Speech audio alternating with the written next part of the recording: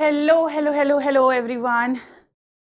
Good afternoon to all of you. Good afternoon to each and every one of you. Good afternoon, Vaishnavi. And welcome to our lecture number 2। और आज हम लोग क्या करने वाले हैं? आज हम लोग चौसर करने वाले हैं। पिछला हमारा जो क्लास था that was our first class, जिसमें हम लोगों ने ओल्ड इंग्लिश को किया था और थोड़ा बहुत हिस्ट्री हम लोगों ने जाना था। The history related to the political thing, the history related to वहाँ का जिस तरीके से चीजें आई, सोशल हम लोगों ने देखा, लिटरेचर रिलेटेड हम लोगों ने हिस्ट्री देखा। आज क्या करेंगे? सबसे पहले तो हम कुछ क्वेश्चंस को देखेंगे, राइट? आप और मैं कुछ क्वेश्चंस को देखेंगे। मैं कुछ क्वेश्चंस लेकर आई हूँ जो कि आपका एक रिवीजन क्वेश्चन है। इसे देखा जाएगा कि भाई आप सच्ची में रिवाइज कर रहे हैं या नहीं कर रहे हैं, मैं जो पढ़ा रही हूँ आपको समझ में आ भी रहा है कि नहीं आ रहा है, राइट? तो एक बार देख लेते हैं कौन कौन से बच्चे आए हैं। Good afternoon Vaishnavi, good afternoon Jasleen, good afternoon everyone, good afternoon Renuka. Yes I remember मैंने होमवर्क दिया था और मुझे याद है, बहुत अच्छी तरीके से याद है कि मैंने क्या होमवर्क दिया था, राइट? That शिवलरिक romance. अच्छा, कोई मुझे बताएगा कि कौन थे author of sir Gwen in green night? Right, मैंने आपको होमवर्क दिया था ना। होमवर्क था कि भाई आपने पढ़ के आना है एक work called sir Gwen and green night. कोई मुझे बताएगा who was the author of it? इसके ऑथर कौन थे? कोई एक पर्टिकुलर राइटर थे क्या इसके? Anyone who can tell me who was the author? Who was the author of Sir Gawain and Green Knight? Can anyone tell me who was the author? And what is the category of it? Very good, right? Author पता ही नहीं है। जिस तरीके से Beowulf हमें पता है ना कि बियोवुल्फ एक टेक्स्ट है, एग्जिस्ट कर रहा है, उसमें हमारा किंग बियोवुल्फ जो है वो क्या है, वो हमारा मेन कैरेक्टर है, रॉथगर है, ये सारी चीजें, ह्यूरोट है जो कि हॉल है हमारा। बट राइटर की जब बात की जाए, क्या हमें राइटर नोन है? नहीं, राइटर तो टोटल पूरी तरीके से क्या है, राइटर हमारा एनोनिमस है, हमें पता ही नहीं है, उसका रिकॉर्ड हमें मिला ही नहीं। बिल्कुल उसी तरीके से भी हमारा क्या है, ये जो टेक्स्ट है sir Gwen and green night, ये टेक्स्ट भी क्या है, ये टेक्स्ट का ऑथर हमें पता ही नहीं है, अननोन है, एनोनिमस है। कोई है ऑथर की नहीं है, कौन था कौन थी, we don't know about it, right? Coming to the category of it, then इसमें आपको क्या देखने को मिलेगा कि कैटेगरी में क्या ये आता है, ये रोमांस और शिवलरिक। बेसिकली ये शिवलरिक रोमांस आपको ये ज्यादा देखने को मिलेगा। दो मेन कैरेक्टर है हमारे, राइट? एक तो आपके सर ग्वेन है और आपके नाइट है, राइट? ग्रीन नाइट है। किस तरीके से green night challenge sir Gwen. हालांकि आपको इसको ज्यादा स्टोरी में जानने की जरूरत नहीं है, बट फिर भी आप दो कैरेक्टर जो कि आपका टाइटल कैरेक्टर भी है वो आप याद रखोगे फिलहाल के लिए। चलो आगे बढ़ते हैं, राइट? आगे बढ़ते हैं और देखते हैं कि हम लोगों ने कल क्या किया था। हम लोगों ने कल ओल्ड इंग्लिश को पढ़ा था, आज मिडिल इंग्लिश को हम लोगों ने देखेंगे। अच्छा, मुझे बताओ कि इस ईयर में हुआ क्या था? What exactly happened? इस ईयर में क्या हुआ था और कौन जो है, राइट, कौन जो है इस ईयर में, कोई एक बैटल हुआ था, राइट? इस ईयर में कुछ तो हुआ था, कोई एक बैटल हुआ था, कोई एक वॉर कह लो, वॉर हुआ था। और ये वॉर अगर हुआ था तो जीता कौन था? Who was the winner? ये वॉर अगर हुआ था तो who was the winner of this war? Who was the winner of this war? If this war happened, then who was the winner of this war? Battle. Very good. War of battle of Hastings या फिर Norman conquest, जिसको हम लोग प्यार से बोलते हैं, right? प्यार से हम लोग उसको नॉर्मन कॉन्क्वेस्ट बोलते हैं। ये क्या आपको देखने को मिलेगा, ये गॉडविंसन और William the first, right? William the first के बीच में, जो कि फ्रांस के थे, उसके बीच में ये वॉर हुई थी। और जीतता कौन है? जीतता हमारा विलियम द फर्स्ट है। और क्योंकि विलियम द फर्स्ट जीत गए और वो नॉर्मन थे, राइट? वो नॉर्मन थे, तो इसकी वजह से आपको देखने को मिलेगा अब एंग्लो सैक्सन ना हो के अब क्या हो गया, एंग्लो नॉर्मन आपको चीजें देखने को मिलेगी। और ये जीत गए, इसी की वजह से इन्हें क्या बोला जाने लग गया? William the Conqueror, right? William the Conqueror इनका निकनेम हो गया था। ये चीज हम लोगों ने देखा। हम लोगों ने लिटरेरी फीचर्स देखा कि किस तरीके से सेजोरा नाम का एक लिटरेरी डिवाइस है। देन हम लोगों ने क्या देखा था, हम लोगों ने ये भी देखा था hagiography was very common, alliteration was very common at that time, right? Religious चीजें लिखी, मतलब कहानी जो है वो रिलीजियस चीजें, नहीं तो मोरल चीजें, नहीं तो सेंट के लाइफ पे बाइबल से रिलेटेड कहानी जो है वो आपको देखने को मिलेगी, जो कि एक लिटरेरी फीचर था। राइटर्स और उनके कुछ कुछ वर्क हम लोगों ने देखा था। हम लोगों ने कीनो वुल्फ को देखा था, हम लोगों ने कैडमन को देखा था। ये सारे कुछ कुछ राइटर थे जो कि नोन थे, राइट? जो कि नोन थे, जिनका पता है कि भाई ये राइटर एग्जिस्ट करते हैं। हालांकि उस समय बहुत सारे और भी राइटर्स थे जो कि हमें पता नहीं है उनका नाम, और वो कौन से टेक्स्ट से बिलोंग करते हैं ये भी हमें एग्जैक्टली पता नहीं है, राइट? आज क्या करने वाले, आज हम लोग जो है है वो चौसर को देखेंगे, लाइक कि एज ऑफ चौसर को पहले देखेंगे कि उस एज का क्या फीचर है, फिर उसके बाद चौसर को देखेंगे, उसके बाद जो हमारा मेन टेक्स्ट आ जाता है कैंटरबरी टेल्स, और किस तरीके से चौसर का 3 पीरियड में आपको चीजें डिवाइडेड देखने को मिलेगी,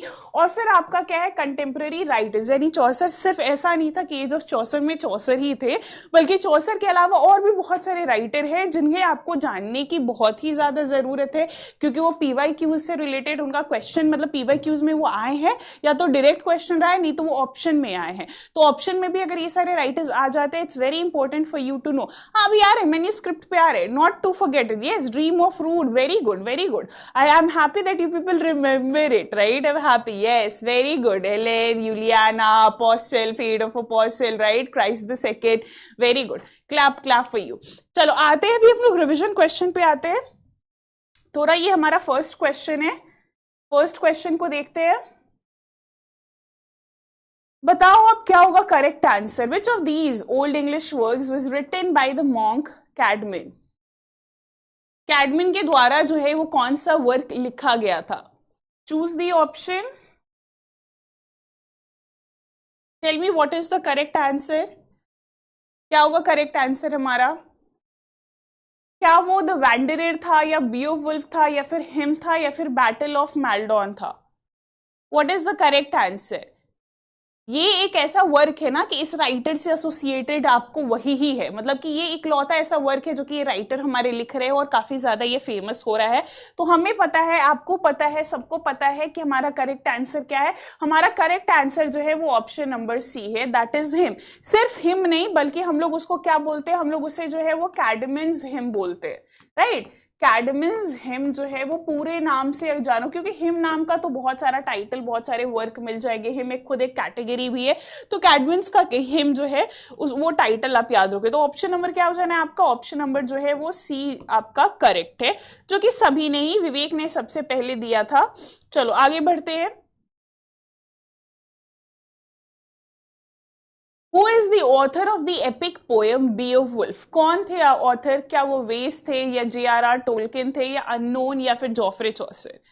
Who was the author of the text called Beowulf? ये बहुत इजी है, राइट, ये तो बहुत इजी है, ये सबको पता होना चाहिए,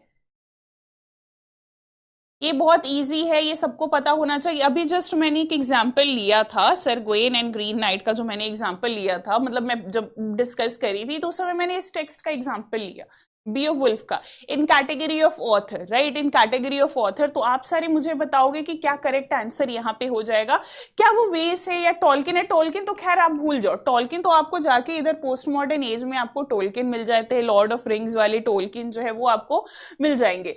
चौसर तो अभी हम लोगों ने पढ़ा ही नहीं है, तो चौसर कहाँ से आ जाएंगे, तो फिर बचते क्या है, अननोन, यानी कि हमें पता ही नहीं है कि भाई उसके राइटर कौन थे, एनोनिमस वो वर्क रह गया है। तो करेक्ट आंसर इसका भी क्या हो जाना है, इसका भी करेक्ट आंसर जो है वो सी हो जाएगा, और रेणुका ने सबसे पहले आंसर दिया है।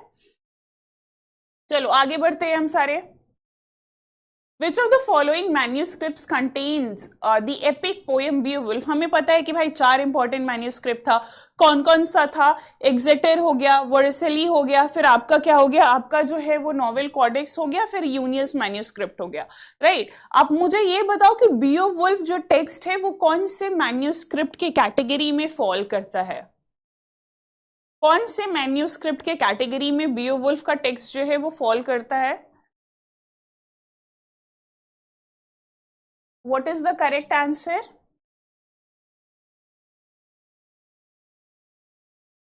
देखो एक्सेटर है, वर्सेली है, नॉवेल है, और हमारा क्या है, हमारा यूनियस मैन्यूस्क्रिप्ट है। एक मैन्यूस्क्रिप्ट है जिसे हम लोग ना बोलते ही हैं बियोवुल्फ मैन्यूस्क्रिप्ट, राइट, और वो क्या है, वो हमारा ऑप्शन नंबर सी अगेन है, that is novel. Novel Codex को एक और नाम से हम लोग जानते हैं, और वो नाम क्या है, वो नाम जो है हमारा बियोवुल्फ मैन्यूस्क्रिप्ट है, यानी प्यार से भी उसको हम लोग क्या बोलते हैं, प्यार से भी हम लोग उसे बियोवुल्फ मैन्यूस्क्रिप्ट बोलते हैं। सो ऑप्शन नंबर सी जो है वो आपका करेक्ट है। विवेक इज द फर्स्ट वन। चलो आगे बढ़ते हैं नेक्स्ट क्वेश्चन की तरफ।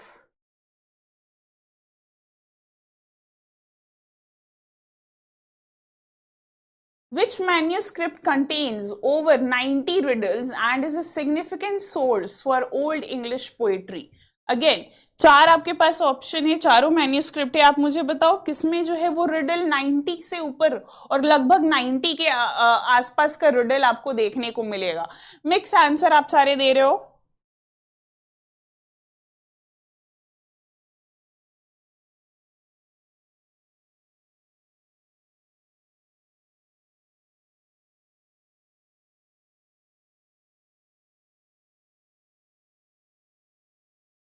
आप सारे मिक्स आंसर दे रहे हो, कोई सी, कोई बी, कोई डी, कोई ए, कोई ऑप्शन ही नहीं बचा।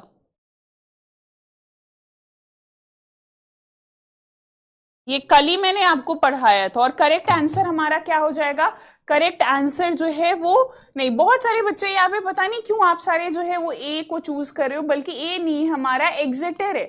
ये बताता है कि आप अच्छे तरीके से चीजों को रिवाइज नहीं किए। एग्जिटर में आपको जो है वो 90 रिडल्स के अप्रॉक्स चीजें मिलेगी। सो करेक्ट आंसर हमारा क्या हो जाएगा? करेक्ट आंसर जो है वो ऑप्शन नंबर डी हो जाएगा। बस विवेक ने सही आंसर दिया है।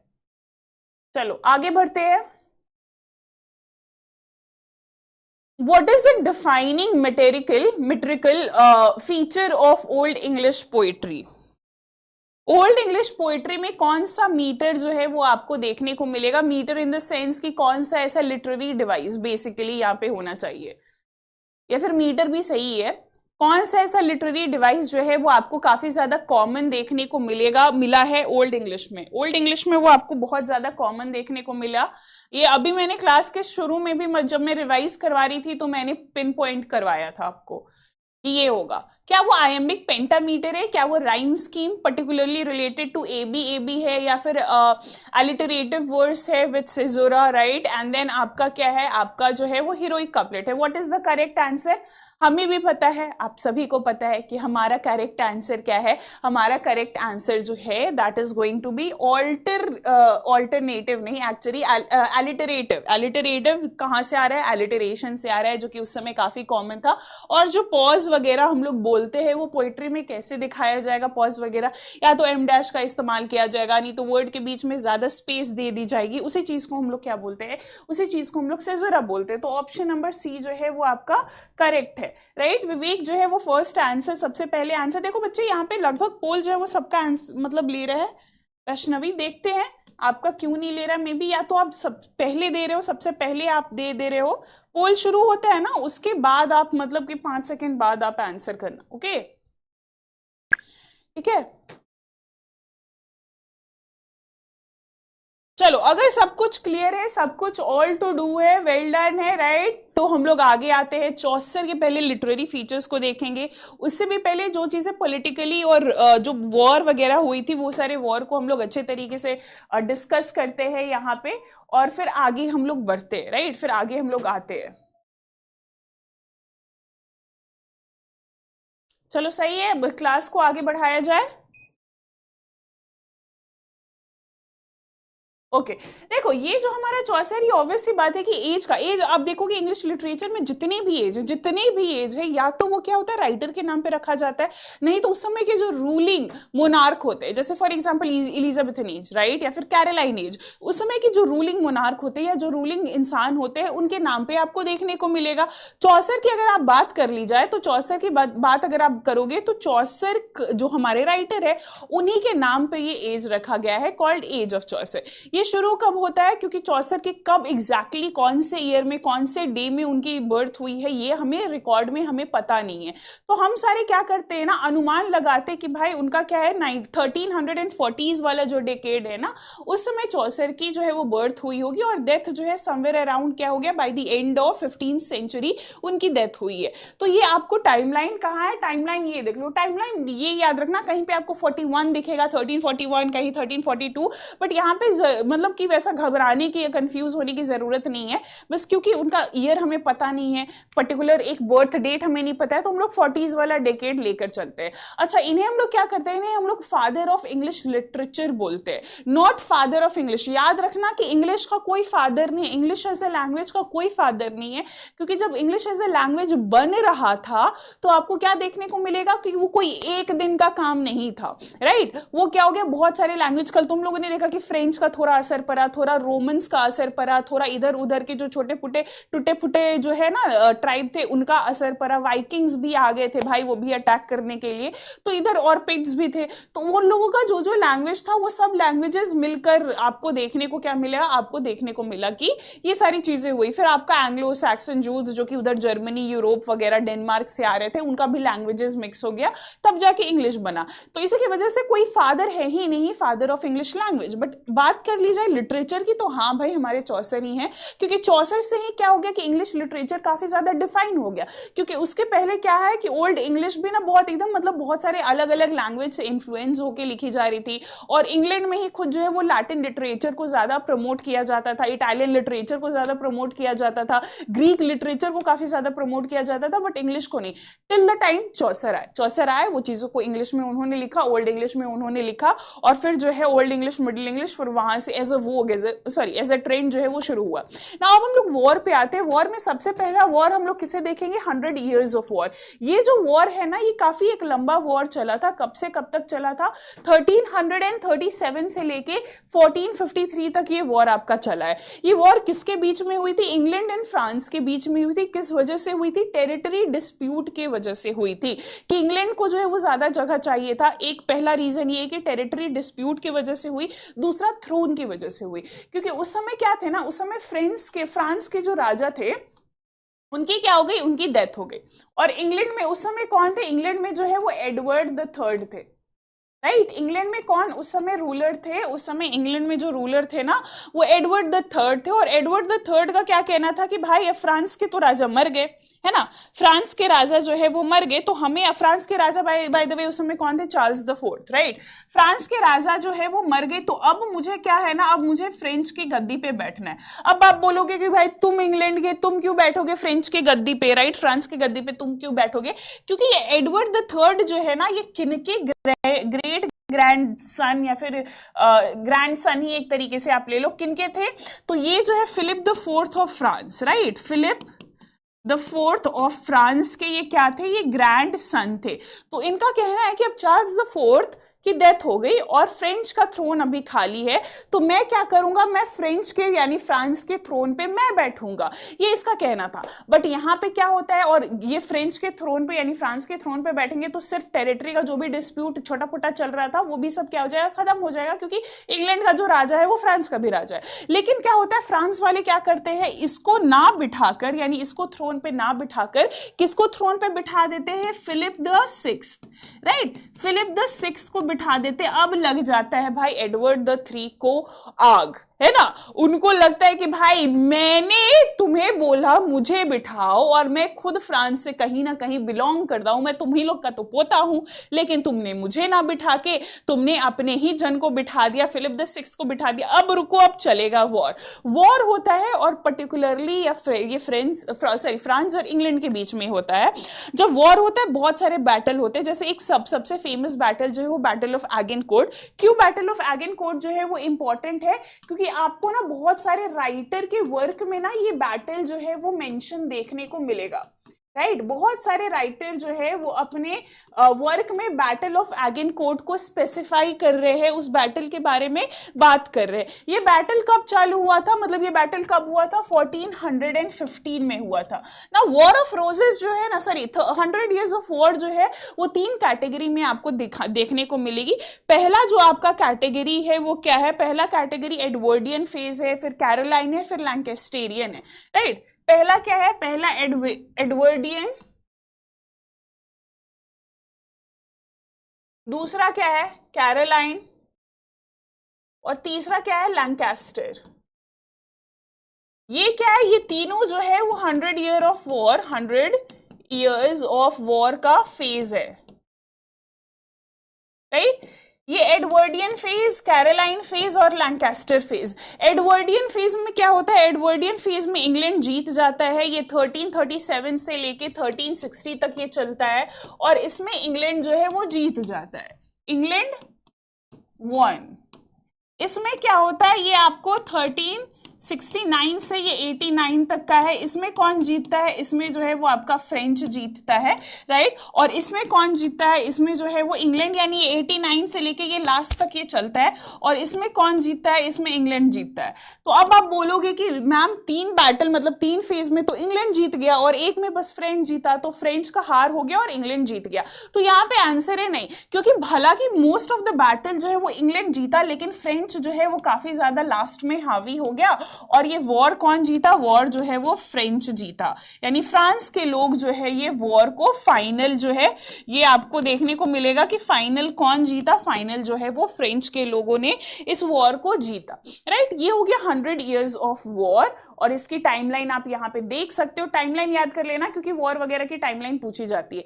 नेक्स्ट है आपका ब्लैक डेथ। ब्लैक डेथ क्या था ना? ये प्लेग था, और ये प्लेग इतना भयंकर, ये महामारी इतना भयंकर था कि ऑलमोस्ट कहो half of the European population साफ हो गया, है ना। ये प्लेग इतना भयंकर था कि आपको देखने को मिलेगा कि 1/3 ऑफ यूरोपियन पॉपुलेशन क्या हो गया? 1/3 ऑफ यूरोपियन पॉपुलेशन जो है वो साफ हो गया, जिसकी वजह से बहुत सारी दिक्कतें आई। लेबर वगैरह मिल नहीं रहे थे क्योंकि लेबर मर गए, राइट। बहुत सारे लेबर मर गए, बहुत सारी चीजें चेंज हुई। फाइनेंशियली जो ड्रेन हुआ उस समय इंग्लैंड का, वो तो ड्रेन चल ही रहा था। इकोनॉमिकली, सोशली, हर वे में क्या किया? ये ब्लैक डेथ जो है वो डुबा दिया, राइट। सो 1347 से 51 तक का इसका टाइम पीरियड है। एंड देन आपका फिर क्या आता है? देन आपका जो है वो पेजेंट्स रिवोल्ट आता है। पेजेंट्स जो है वो रिवोल्ट करते हैं, और ये कब आता है? ये 1381 में आता है। इसमें क्या होता है ना कि टैक्स लगाया जाता है, फ्यूडल ऑपरेशन होता है। फ्यूडल ऑपरेशन में मतलब क्या कि हर जितने भी जमीन है सब जमीन पे मोनार्की का अधिकार रहेगा। ये मोनार्की लॉर्ड को हायर करेंगे, वो लॉर्ड को, जितने भी लॉर्ड है उनको मतलब पोर्शन ऑफ लैंड क्या करेंगे? पोर्शन ऑफ लैंड जो है वो दे देंगे, राइट। पोर्शन ऑफ लैंड ये लॉर्ड क्या करेंगे? ये लॉर्ड जो है वो नाइट्स को देंगे कि भाई इतना मान के चलो कि ये पूरा एरिया जो है वो किसका है? ये पूरा एरिया किंग का है। किंग क्या करेंगे? किंग जो है वो छोटे छोटे पार्ट को डिवाइड करेंगे और हर छोटे पार्ट में वो लॉर्ड को दे देंगे, राइट। हर छोटे पार्ट में लॉर्ड क्या करेगा? इसको भी क्या करेगा? इसको भी डिवाइड कर देगा। ये किसे दे देगा? ये नाइट्स को दे देगा। नाइट्स क्या करेगा? इसको भी छोटे छोटे पार्ट में डिवाइड करके वो किसको दे देगा? फार्मर को दे देगा। फार्मर का लैंड, फार्मर का इवेंचुअली मतलब इनिशियली फार्मर का लैंड था, अब फार्मर का अपने लैंड पे कोई हक नहीं रहा। बस वो खेत में जोतेंगे, फल उगाएंगे, सब कुछ करेंगे, लेकिन उनका खुद पे अपने ही लैंड पे उतना हक नहीं है, राइट। तो ये चल रहा था क्या? ये पेजेंट रिवोल्ट इसी वजह से हुआ क्योंकि उनपे बहुत ज्यादा ऑपरेशन उनको मतलब फेस करने को मिला। और ये कब हुआ? 1381 में आपको देखने को मिलेगा। कौन इसको लीड किए थे? वॉट टाइलर लीड किए थे, राइट। देन आपका क्या? फ्यूडलिज्म। इसी की वजह से क्या हो गया? इसी की वजह से फ्यूडलिज्म भी आपको देखने को क्या मिला? फ्यूडलिज्म ही एक्चुअली ये था जो मैंने डिसाइड किया, किंग, फिर किंग के बाद लॉर्ड और नाइट और वगैरह वगैरह, राइट। सो ये आपका क्या है? फ्यूडलिज्म भी आपका एक तरीके से खत्म हो रहा था, डिक्लाइन हो रहा था इस पीरियड में। देन आपको क्या देखने को मिलेगा कि अब इंग्लिश लैंग्वेज की महत्व बढ़ गई। यानी इसके पहले क्या था ना? इसके पहले जैसे राइट ना we treat in our country, we treat English as a class language, कि अगर आप इंग्लिश अच्छे से बोलते हो तो अरे आप बहुत अच्छे हो, राइट। अगर आपको इंग्लिश अच्छे से बोलने नहीं आता है तो अरे आप अच्छे क्लास से बिलोंग नहीं करते हो, आपके पास बुद्धि नहीं है, आप इंटेलेक्चुअल नहीं हो। अगर आप इंग्लिश नॉवल पढ़ते हो तो बहुत अच्छी बात है, अगर आप हिंदी नॉवल पढ़ते हो तो वो अच्छी बात नहीं है। तो अभी हमारे यहाँ क्या हो रहा है कि इंग्लिश लैंग्वेज को क्या किया जा रहा है? क्लास की तरह ट्रीट किया जा रहा है। लेकिन उस समय क्या था? लैटिन को क्या किया जा रहा था? लैटिन को जो है वो अपर क्लास का लैंग्वेज माना जा रहा था।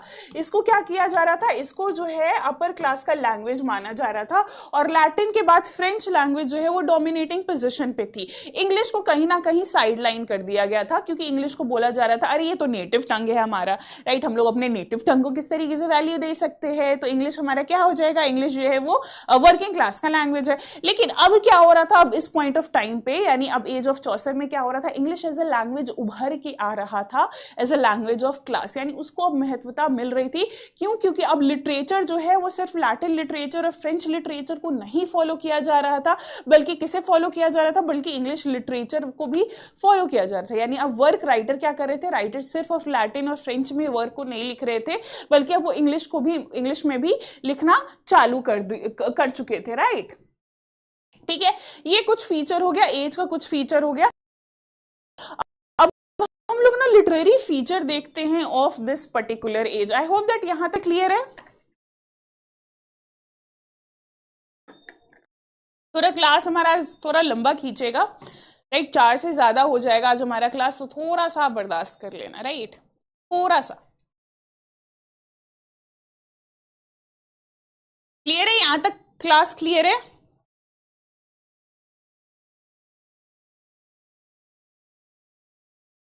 चलो आगे बढ़ते हैं। अब हम लोग लिटरेरी फीचर को देखते हैं। इस एज के लिटरेरी फीचर्स के बारे में हम लोग जानते हैं। इस एज में क्या हो रहा है, इस एज में आपको देखने को मिलेगा कि अब मिडेवल लिटरेचर को जो फॉलो किया जा रहा था, अब किसको किया जा रहा है, मॉडर्न। अब बोलोगे मैम मॉडर्न तो आज का जमाना है, याद रखना जो भी कंटेम्प्रेरी एज चल रहा है वो आपके लिए मॉडर्न है, आपका जो एज है वो आपके लिए मॉडर्न है। चौसर जिस समय रह रहे होंगे तो चौसर का एज चौसर के लिए मॉडर्न था, शेक्सपियर का एज शेक्सपियर के लिए मॉडर्न होगा।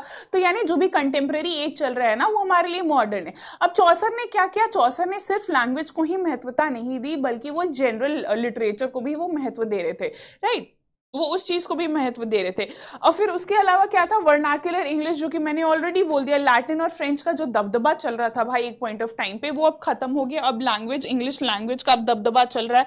फिर हमारा आपको क्या देखने को मिलेगा कि सटायर और रियलिस्टिक थीम जो है वो ज्यादा चल रही थी, यानी सोसाइटी पे, सोसाइटी कैसा है, सोसाइटी अगर करप्ट है तो आपको देखने को मिलेगा कि वैसा ही कैरेक्टर दिखाया जा रहा है जो कि कैरेक्टर करप्ट है, यानी उस पर क्या किया जा रहा है, सोसाइटी पे उसी का मिरर दिखा के उसी पे सटायर किया जा रहा है, ऐसे ऐसे वर्क अब आपको देखने को मिलेंगे। बेस्ट एग्जांपल जो है वो चौसर का कैंटरबरी टेल्स में जितनी भी टेल्स आपको देखने को मिलेंगे कहीं ना कहीं डायरेक्टली इनडायरेक्टली जो है वो एक सटायर की तरह सर्व कर रहा है। फिर आपका क्या हो जाता है, influence of Italian and French literature, इसका भी सबसे बड़ा एग्जांपल चौसर थे।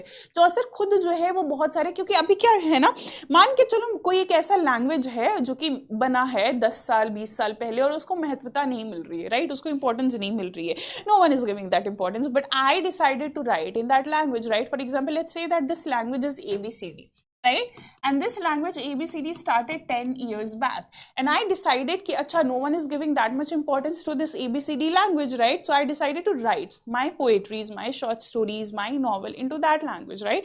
और मैं इस language में मैं लिखना शुरू कर देती हूँ। Now my novel, my poetry, my short story वो काफी ज्यादा फेमस हो जाता है और लोग अब उसको पढ़ने लग जाते हैं।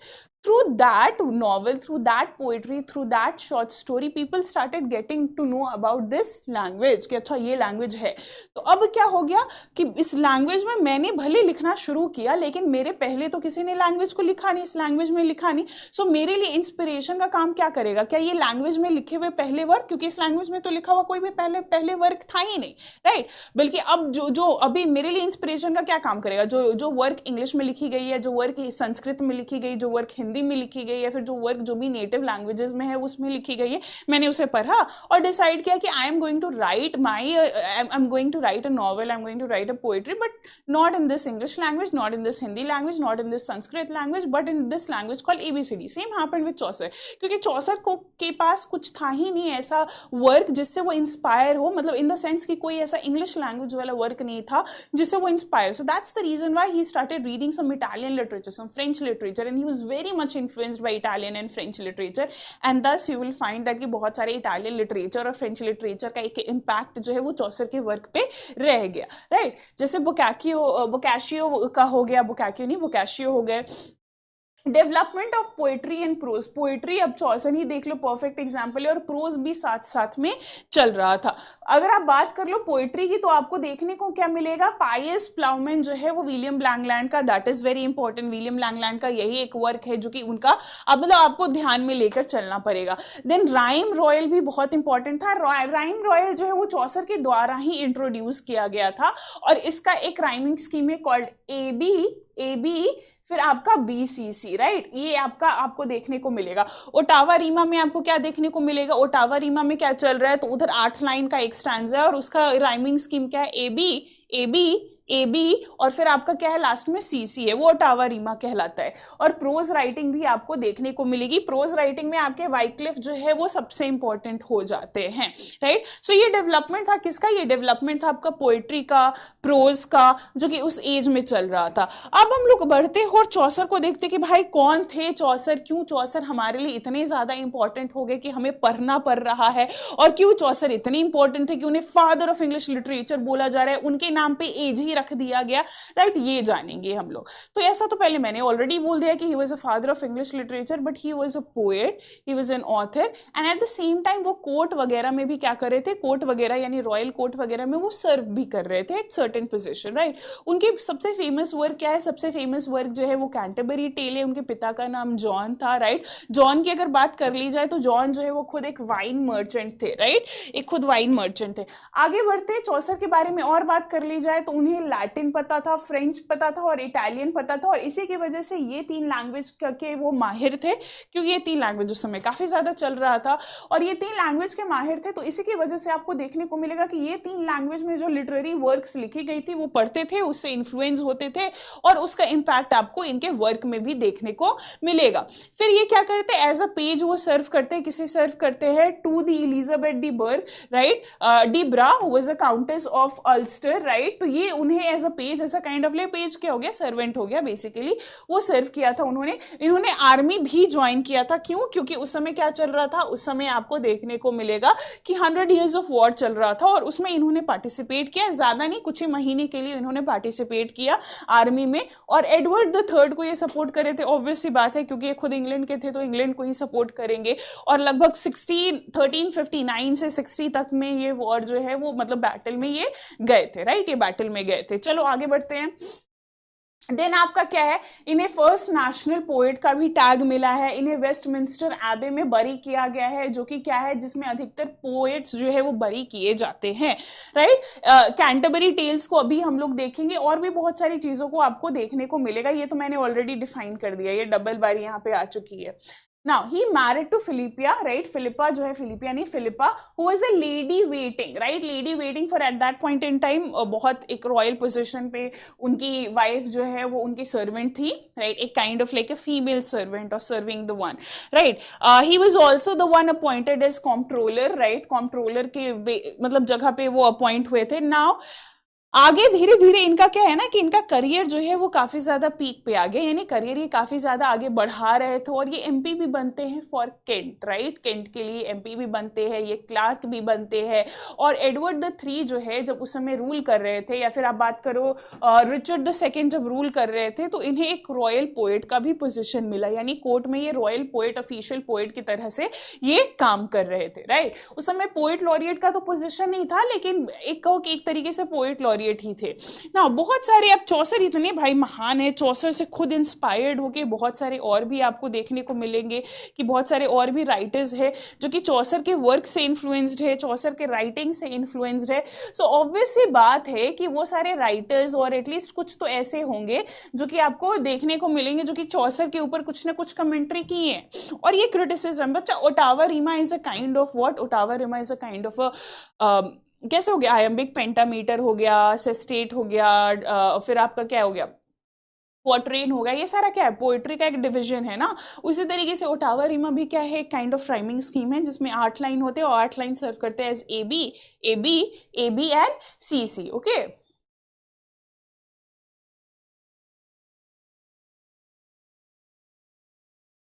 मैम फिलिप वाला नहीं समझ में, अरे इनकी जो वाइफ थी ना फिलिपिया, फिलिपिया जो इनकी वाइफ थी, राइट, ये क्या, जैसे ये खुद भी क्या थे, ये खुद भी एक सर्वेंट थे, कोई एक रॉयल पोजीशन में थे, राइट, थी उनकी, ये खुद सर्वेंट थे। इनकी भी वाइफ क्या थी, इनकी भी वाइफ जो है एक पॉइंट ऑफ टाइम में सर्व की थी, कोई रॉयल पोजीशन की कोई लेडी को उन्होंने सर्व किया था। So that's what you need to remember, right, ऐसे आप याद रखना। अब इतना डिटेल में आपको घुसने की जरूरत नहीं है, बट ये सारे क्रिटिसिज्म आप पढ़ लोगे, राइट। ये इन्होंने, ड्राइडन ने बोला था चौसर को father of English poetry, right. ये क्वेश्चन आ सकता है कि भाई किन्होंने जो है वो चौसर को बोला था फादर ऑफ इंग्लिश पोएट्री, तो ड्राइडन ने जो है वो चौसर को बोला था फादर ऑफ इंग्लिश पोएट्री। और आर्नल्ड ने भी कुछ चीजें जो है वो बोला था, आर्नल्ड ने बोला था चौसर जो है वो ग्रेटेस्ट है मॉडर्न के, नाइल ने भी बोला है, चेस्टर्टन ने भी बोला है, हडसन ने भी बोला है। ये आप क्या करोगे, ये आप जो है वो पढ़ोगे अच्छे तरीके से, आप बैठ जाओगे, क्लास खत्म होगा एक बारी क्रिटिसिज्म पे आप ध्यान देना, क्योंकि क्या है कोट्स वगैरह में पूछ ली जाती कि अच्छा इसने इसके बारे में ऐसा बोला, राइट, किसने किसके बारे में ऐसा बोला, ये भी रहता है, राइट। ड्राइडन ने चौसर को एक टैग दिया, क्या टैग दिया वो अब आपको पूछा जाएगा एग्जामिनेशन में, और ऐसा रहा है पीवाईक्यूज में। आप यूट्यूब में तो मैंने पीवाईक्यूज करवाए, आप वहां पे भी जाके देख सकते हो, और क्लासेस में भी अब चलेगी, क्योंकि आप सारे 2026 पे फोकस कर रहे हो तो वापस से पीवाई वैक्यूज होगी ना। अब हम लोग आते हैं चौसर के। चौसर का क्या है ना, चौसर का 3 पार्ट में उनका लिटरेरी करियर डिवाइड किया गया है, और जिसमें से हमारा पहला क्या हो जाता है, पहला फ्रेंच पीरियड हो जाता है। पहला फ्रेंच पीरियड इसलिए हो जाता है क्योंकि वो बहुत सारे फ्रेंच लिटरेचर को उन्होंने ट्रांसलेट किया था इंग्लिश में, और बहुत सारे फ्रेंच राइटर्स जो थे उनसे इन्फ्लुएंस्ड होकर इन्होंने लिखना शुरू किया। फॉर एग्जाम्पल आप देखोगे जॉन डे म्योन हो गए हमारे, या फिर गिलॉम हो गए, गिलॉम 2 तरीके के आपको, एक लॉरेस आपको देखने को मिलेगी। तो ये सारे फ्रेंच राइटर से काफी ज्यादा हमारे चौसर जो है वो इन्फ्लुएंस हुए। इसी पीरियड में आपको देखने को मिलेगा, इसी पीरियड में आपको देखने को, no ma'am, Charles and Philip. कौन सा चार्ल्स एंड फिलिप? अच्छा, मैं लास्ट में आपको मैं एक बारी चेक करके बताऊं, राइट? एक बारी, क्योंकि अब क्लास थोड़ा सा हम लोग कंटिन्यू करते हैं अंजलि, मैं लास्ट में आपको बताती हूँ। Is it okay? राइट तो फ्रेंच में सबसे एक पहला वर्क जो हमारा आ जाता है, यानी इनके लिटरेरी पीरियड फ्रेंच पीरियड में जो पहला वर्क आ जाता है वो क्या है, that is Romaunt of the rose, right? The Romaunt of the rose, या फिर the romance of the rose, right? ये, और जिसको हम लोग ले रोमा डेला रोज भी बोलते हैं। इसमें आपको क्या देखने को मिलेगा कि स्टोरी किसके अराउंड, स्टोरी एक तो पहले आप जान लो एलिगरी है। एलिगरी मैंने आपको बताया था, एलिगरी क्या है, सरफेस लेवल पे कुछ और रहेगा, लेकिन उसका मीनिंग काफी ज्यादा डीप रहेगा, और डीप में आप देखोगे पॉलिटिकल चीजें रह सकती है, सोशल चीजें रह सकती है। तो ये एलिगोरिकल ड्रीम है, जहां पे गॉड ऑफ लव जो है वो किसको इंस्ट्रक्ट करते हैं, हमारे पोएट को इंस्ट्रक्ट करते हैं on gaining the ladies favour, कि भाई वो जिसको भी प्यार करते हैं उसका फेवर उनको होना चाहिए, यानी उनका उसको वो एक तरीके से क्या करे, वो करे। बट यहाँ पे क्या है ना कि वो फेवर उनको मिल नहीं रहा है, क्योंकि उनको रोज नहीं मिल रहा है। रोज कहीं ना कहीं यहाँ पे क्या कर रहा है, रोज जो है वो सिंबलाइज कर रहा है लव को, यानी पोएट अपनी जो भी जिनसे भी वो प्यार करते हैं उन तक नहीं पहुंच पा रहे, because he is not able to get that rose. इसी में ही आपको क्या देखने को मिलेगा कि इसी में ही वो बहुत सारी चीजों के बारे में बताते हैं, लाइक एक लव का थीम लेकर आते हैं, एक वो का थीम लेके आते हैं, रिलीजियसली चीजों को वो डिस्क्राइब करते हैं, राइट? ये सारी चीजें आपको, हाँ वो आ रहे, अभी आ रहे, सारे वर्क पे आएंगे, ये सारी चीजें वो डिस्क्राइब करते हैं। फिर उसके बाद आपको क्या देखने को मिलेगा कि इन द सेकेंड फ्रैगमेंट में क्या होता है, after the narrator kisses the rose, के नैरेटर जो है वो रोज को किस करते हैं, the allegorical character called jealousy. अब ये मत समझ जाना कि कोई जेलिस हो रहा है, नहीं, यहाँ पे एक कैरेक्टर है जिसका नाम जेलिसी है, राइट? जेलिसी क्या करता है, jealousy surrounds it with a fortress to prevent the narrator from getting it. Jealousy क्या करता है, बड़ा बड़ा दीवार बना देता है ताकि नैरेटर जो है वो अंदर ना आए, राइट? नैरेटर जो है वो अंदर ना आए। फिर आगे के फ्रैगमेंट यानी आगे के पार्ट में क्या होता है, contains something along the lines of confession that False Semblant एक कैरेक्टर है, राइट? जिसको हम लोग फॉल्स सीमिंग भी बोलते हैं। Made it becomes a treatise on ways which men trick and dupe one another, और वो बताते हैं किस तरीके से इंसान जो है वो इंसान को ही ट्रिक करते हैं, यानी चीजें जो है। एलिगरी क्या होता है ना, मैंने एक सिंपल एग्जांपल आपको बताया था बच्चा कि एलिगरी क्या होता है, यूट्यूब वाले क्लास में शायद मैंने बताया था। Allegory is like a Titanic, ये टाइटैनिक का जहाज है, ठीक है? ये टाइटैनिक का जहाज है, ये क्या है, ये पानी है, राइट? ये पानी है, और यहाँ पे क्या होता है, ये पानी और ये आइसबर्ग था, राइट? आइसबर्ग था। हमारे जो भी कैप्टन थे, कैप्टन को लगा भाई, या फिर पायलट बोलो, कैप्टन बोलो, जो भी, उनको क्या लगा, उनको लगा कि अरे ये तो छोटा सा आइसबर्ग है, राइट? ये छोटा सा आइसबर्ग है, इसके तो बगल से निकल जाएंगे तो फिर हम लोग का काम हो जाएगा। लेकिन ये आइसबर्ग नीचे में तो काफी बड़ा था, राइट? तो यही आपका एलिगरी होता है। एलिगरी क्या होता है, सरफेस लेवल पे चीजें जो है वो काफी छोटी रहती है, और जो डीप और जो सरफेस लेवल के नीचे जो चीजें रहती है वो कैसी रहती है, वो काफी ज्यादा डीप रहती है। एक सिंपल एग्जांपल हम लोग लेते हैं, Animal Farm of George Orwell. George Orwell का एनिमल फार्म अगर आप, या फिर Gulliver's travel, right? Gulliver's travel तो सबके अब रहता है सिलेबस में। तो गुलिवर्स ट्रैवल ऊपर से देखो कि अरे छोटा सा आदमी है, फिर वो आदमी बड़ा सा हो जाता है, राइट? वो एक जगह जाता है जहां पे वो बड़ा आदमी बन जाता है, फिर वो एक जगह जाता है जहां पे वो छोटा आदमी बन जाता है, फिर एक वो जगह जाता है जहां पे आइलैंड जो है वो हवा में उड़ रहा है, फिर एक जगह वो जाता है जहां पे घोड़े जो है वो इंसान की तरह व्यवहार कर रहे थे और इंसान जो है वो घोड़े की तरह व्यवहार कर रहे थे। तो ऊपर हमें क्या लगता है, अरे ये तो चिल्ड्रन वर्क है ना? ये चिल्ड्रन वर्क है। उसमें मूवी भी बन चुकी है, एक चिल्ड्रन मूवी कॉल जजंतरम ममंतरम, राइट? लेकिन अगर हम लोग डीप उस चीज को अगर देखेंगे, सॉरी सरफेस लेवल पे उस चीज को देखेंगे, तो ये चीज जो है वो एक पॉलिटिकल सटायर था, एक सोशल सटायर था। यानी सरफेस लेवल पे कुछ और ही चीजें हमें दिखती है, बट सरफेस लेवल पे नीचे जो चीजें होती है वो कुछ और होती है। That is your allegory, right? Politically चीजें अलग होती है, सोशली चीजें अलग होती है, अलग मीनिंग दिखाने की कोशिश की जाती है। इज इट क्लियर बच्चे? एलिगरी क्लियर है? एलिगरी याद रखना, क्योंकि allegory is one of the most common question जो कि आता है कोई भी लिटरेरी एग्जामिनेशन में। एलिगरी से रिलेटेड आपको बहुत सारे ही क्वेश्चन आपको देखने को मिलेगा।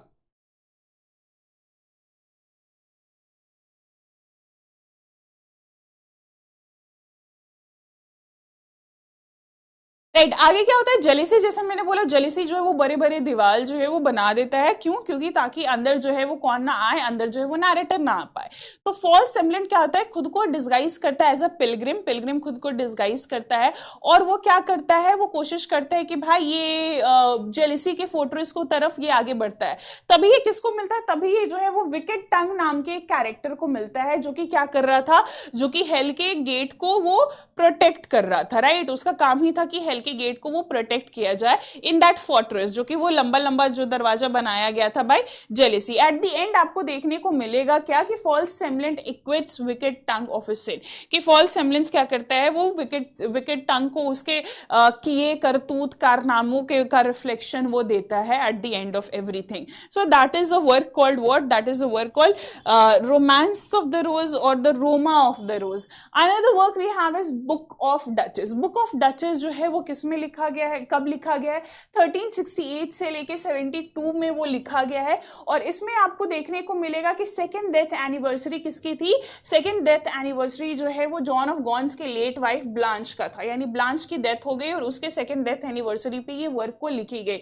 ये भी एलिगरी है और ये भी क्या है, ये भी एलिजी है। नाउ कहानी कैसे शुरू होती है, कहानी हमारा नैरेटर रहता है। राइट, कहानी किसका रहता है, कहानी हमारे नैरेटर का रहता है, और नैरेटर 8 साल से सोया नहीं है। राइट, उसके दिमाग में कुछ ना कुछ इतना चलते रहता है ना कि बेचारा वो सो ही नहीं पाता है। तो अभी 8 साल से नहीं सोया है, तो सोच लो भाई कि मतलब कैसा इसका हालत हो गया, ये सोने के लिए मर रहा होगा। राइट, ये सोने के लिए मर रहा होगा। बच्चे बहुत सारे एग्जाम्पल है, जैसे आप देख लो एनिमल फार्म ही मैंने बोला, एनिमल फार्म में आपको क्या देखने को मिलेगा, आपस में पिग जो है वो बातें कर रहे हैं, आपस में पिग कॉन्स्पिरेसी कर रहे हैं। तो ऊपर ऊपर लगे अरे जानवर आपस में बात कर रहे हैं, क्या ही ये तो बच्चा वाला कहानी है, बट रियलिटी में आपको पता चलेगा अच्छा ये तो रशियन रेवोल्यूशन के ऊपर बेस्ड है, ये चीजें पॉलिटिकल है, ये चीजें सोशल है। राइट, ये भी आपका एलिगरी का एग्जाम्पल आपको देखने को मिलेगा। Now coming to this one is also कि यहाँ पे क्या है कि हमारा जो नैरेटर है, नैरेटर क्या करता है, वो 8 साल से नहीं सोया है। राइट, 8 साल से वो नहीं सोया, अब ये बेचैन है। तो क्या करता है, बुक एक उठाते हैं और बुक उठाते हैं और उसमें कहानी किसकी होती है, साइक्स की कहानी होती है और एल्कोइन की कहानी होती है। राइट, साइक्स की कहानी होती है और एल्कोइन की कहानी होती है। और इसमें क्या होता है ना कि हस्बैंड का डेथ हो जाता है। राइट, हस्बैंड का डेथ हो जाता है, जस्ट अ मिनट।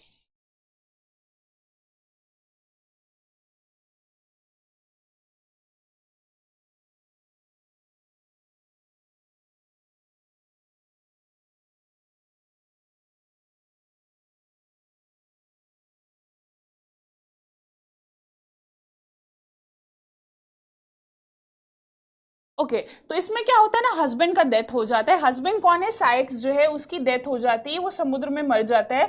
और वाइफ क्या करती है ना, वाइफ जो है बेचारी सो नहीं पा रही होती है कि भाई मैं, मेरा हस्बैंड का डेथ हो गया है, मैं कैसे सो।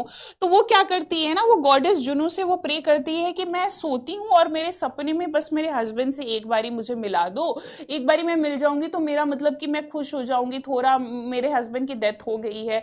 राइट, तो गॉडेस जुनो क्या करती है, गॉडेस जुनो इस चीज के लिए अग्री कर जाती है और वो क्या करती है, वो ऑर्डर करती है मॉर्फियस को कि भाई, मॉर्फियस जो कि गॉड ऑफ स्लीप माने जाते हैं। राइट, मॉर्फियस जो कि क्या बोलते, किन्हें क्या माना जाता है, उन्हें गॉड ऑफ स्लीप उन्हें माना जाता है। तो ये मॉर्फियस को ऑर्डर करती है कि भाई चलो तुम इसके सपने में आओ, एल्कोइन के सपने में आओ और उसको क्या करो, उसको क्या करो, उसको तुम जो है उसके हस्बैंड के बारे में बताओ कि भाई क्या उसका हस्बैंड का कंडीशन वगैरह था। और वो सपना देखती है और वो क्या करती है, वो गॉडेस जुनो को थैंक करती है। अब नैरेटर क्या है भाई, नैरेटर जो है ये कहानी पढ़ता है, बुक बंद करता है और वो सोचता है कि काश काश ये गॉड ऑफ स्लीप जो कि मॉर्फियस है, क्या काश वो मेरी भी हेल्प करे, मैं सो पाऊं, मैं ढंग से सो पाऊं, मैं 8 साल से सोया नहीं हूं। तो ये हो गया आपका क्या, ये हो गया आपका बुक ऑफ डचेस। इसके अलावा क्या आता है, फ्रेंच पीरियड में एबीसी, जैसे एक बच्ची ने किसी ने टैग किया था। राइट, आई गेस वैष्णवी ने टैग किया था, क्वीन एनेलिडा जो है, complaint of Mars and complaint into pity है। ये सारे और भी कुछ वर्क है जो कि फ्रेंच पीरियड में आता है। Okay okay, I right clear on board, I tried. ये तो मैंने क्लियर लिखा है बच्चे, इतना तो क्लियर मैंने लिखा, अच्छा फिर भी मैं कोशिश करूंगी। अब क्या होता है, अब आपका इटालियन पीरियड आता है। इटालियन पीरियड जो है उसमें आपको देखने को मिलेगा कि इसमें वो इटालियन राइटर से काफी ज्यादा इन्फ्लुएंस थे, जैसे बोकाशियो जैसे राइटर जो कि इटालियन राइटर है, वो उनसे काफी ज्यादा इन्फ्लुएंस थे। इसमें सबसे पहला वर्क जो है, I'm coming with the concept of the day. Thank you so much. Right, इसमें आपको देखने को मिलेगा सबसे पहला work that is very important is Troilus and Crusade. Right, Troilus and Crusade जो है एपिक फॉर्म में लिखा गया है। ये कहाँ से इन्फ्लुएंस्ड है, बोकाशियो जो राइटर है उनसे इन्फ्लुएंस है ना। यहाँ पे आपको क्या देखने को मिलेगा कि ट्रॉलस एंड क्रुसेड जो है वो कैरेक्टर है, they were in love with each other. Right, Troilus जो है वो कहाँ किसका है, तो वो किंग प्राइम का बेटा था, ये ट्रोजन वाले में ट्रॉय के साइड से ये था।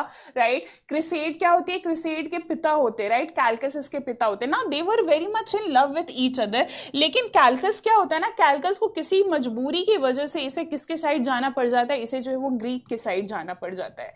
राइट, कैल्कस को मजबूरी की वजह से वो इसे ग्रीक के साइड में जाना पड़ जाता है, और दैट्स द रीजन वाई वो अपनी बेटी को भी लेकर चला जाता है। राइट, ये अपनी बेटी को भी लेकर चला जाता है। अब भाई ट्रॉलस किससे प्यार करता था, क्रिसेड से प्यार कर सकता था, क्रिसेड किसे करते थे भाई, ट्रॉलस से। लेकिन अब ये क्या करिए, ट्रॉय छोड़ के किधर जा रही है, ट्रॉय छोड़ के अपने पिता के साथ जो है वो ग्रीक जा रही है। राइट, अब क्या होता है, ये ग्रीक में किससे मिलती है, ग्रीक में ये डायमेडिस से मिलती है, और डायमेडिस से इसको प्यार हो जाता है। और यही एक तरीके की कहानी आपको देखने को मिलेगी जो कि किसमें चल रहा है, ट्रॉलस एंड क्रुसेड में चल रहा है। दैट्स इट, यू ऑल मतलब आपको याद करने की जरूरत है, इसमें ज्यादा नहीं पढ़ना है। राइट, पढ़ना है, ठीक है, ज्यादा नहीं पढ़ना है। व्हाट इज ट्रोजन बच्चे, ट्रोजन जो है वॉर हुई थी। राइट, ट्रोजन जो है वो क्या हुआ था, ट्रोजन जो है वो वॉर था, भयंकर वॉर हुआ था, ट्रोजन वॉर। दो साइड के बीच में, एक तो ट्रॉय था, राइट, एक तरफ ट्रॉय, दूसरी तरफ ग्रीक आपको देखने को मिलेगा कि ग्रीक थे। यहां पे क्या होता है कि ग्रीक की क्वीन थी जिनका नाम हेलेन था। राइट, ग्रीक की मेनेलिस से इनका शादी हुआ था, ग्रीक के क्वीन थी जिनका नाम हेलेन था, और इधर क्या था, इसके किंग थे called King Priam. Right, King Priam, King Priam का एक बेटा था पेरिस नाम का। राइट, उनके बहुत सारे बेटे थे, एक तो आपने देखा ही कि ट्रॉलस हो गया, दूसरा आपका हेक्टर हो गया, तीसरा उनका कौन बेटा था, तीसरा उनका पेरिस बेटा था। पेरिस क्या करता है, हेलेन को भगा लेता है, हेलेन को उठाता है, और हेलेन भी खुशी खुशी चली जाती है। और जिसकी वजह से क्या होता है, ग्रीक के जो राजा थे मेनेलिस क्या करते हैं, वो ट्रॉय पे हमला कर देते हैं। और ये वॉर जो है वो कितने साल तक चलता है, ये वॉर जो है वो 10 साल तक ये वॉर जाता है। राइट, ये वॉर जो है वो 10 साल तक वॉर जाता है। लास्ट में कौन जीत जाते हैं, लास्ट में आपके ग्रीक वाले जो है वो जीत जाते हैं ये वॉर। राइट, लास्ट में आपके ग्रीक वाले जो है ये वॉर जीत जाते हैं, और यही आपका ट्रोजन वॉर है। ये इसलिए रिमार्केबल है क्योंकि ये 10 साल तक ये वॉर जो है वो चला था। Okay, that is Trojan war. हालांकि इसको हम लोग अच्छे से पढ़ेंगे जब हम लोग होमर पढ़ेंगे ना, होमर का इलियड। राइट, होमर का इलियड जो है ना वो हम लोग पढ़ेंगे, तो हम लोग इसको अच्छे से पढ़ेंगे, इलियड एंड ओडिसी, इसको और डिस्क्राइब करके मैं बताऊंगी। लेकिन अभी ये समरी आप याद रख लेना। ओके, चलो आगे बढ़ते हैं। आगे हाँ, इसी सेम में आपको इटालियन में हाउस ऑफ फेम मिलेगा, पार्लियामेंट ऑफ फाउल्स मिल जाएगा, and the legend of good women मिल जाएगा ना। तो सबसे इंपॉर्टेंट है हमारा इंग्लिश पीरियड जो है वो सबसे इंपॉर्टेंट है। क्यों, क्योंकि इसमें कैंटरबरी टेल्स आता है, और ये बहुत इंपॉर्टेंट। कैंटरबरी टेल्स में आपको 32 कैरेक्टर्स के आसपास क्या 32 कैरेक्टर्स हैं ही, जो कि जिसमें से 29 को जनरल प्रोलोग में। अब प्रोलोग को ही मुझे बताएगा बच्चा कि प्रोलोग क्या होता है। Can anyone tell me what is prologue? Can anyone tell me what is prologue?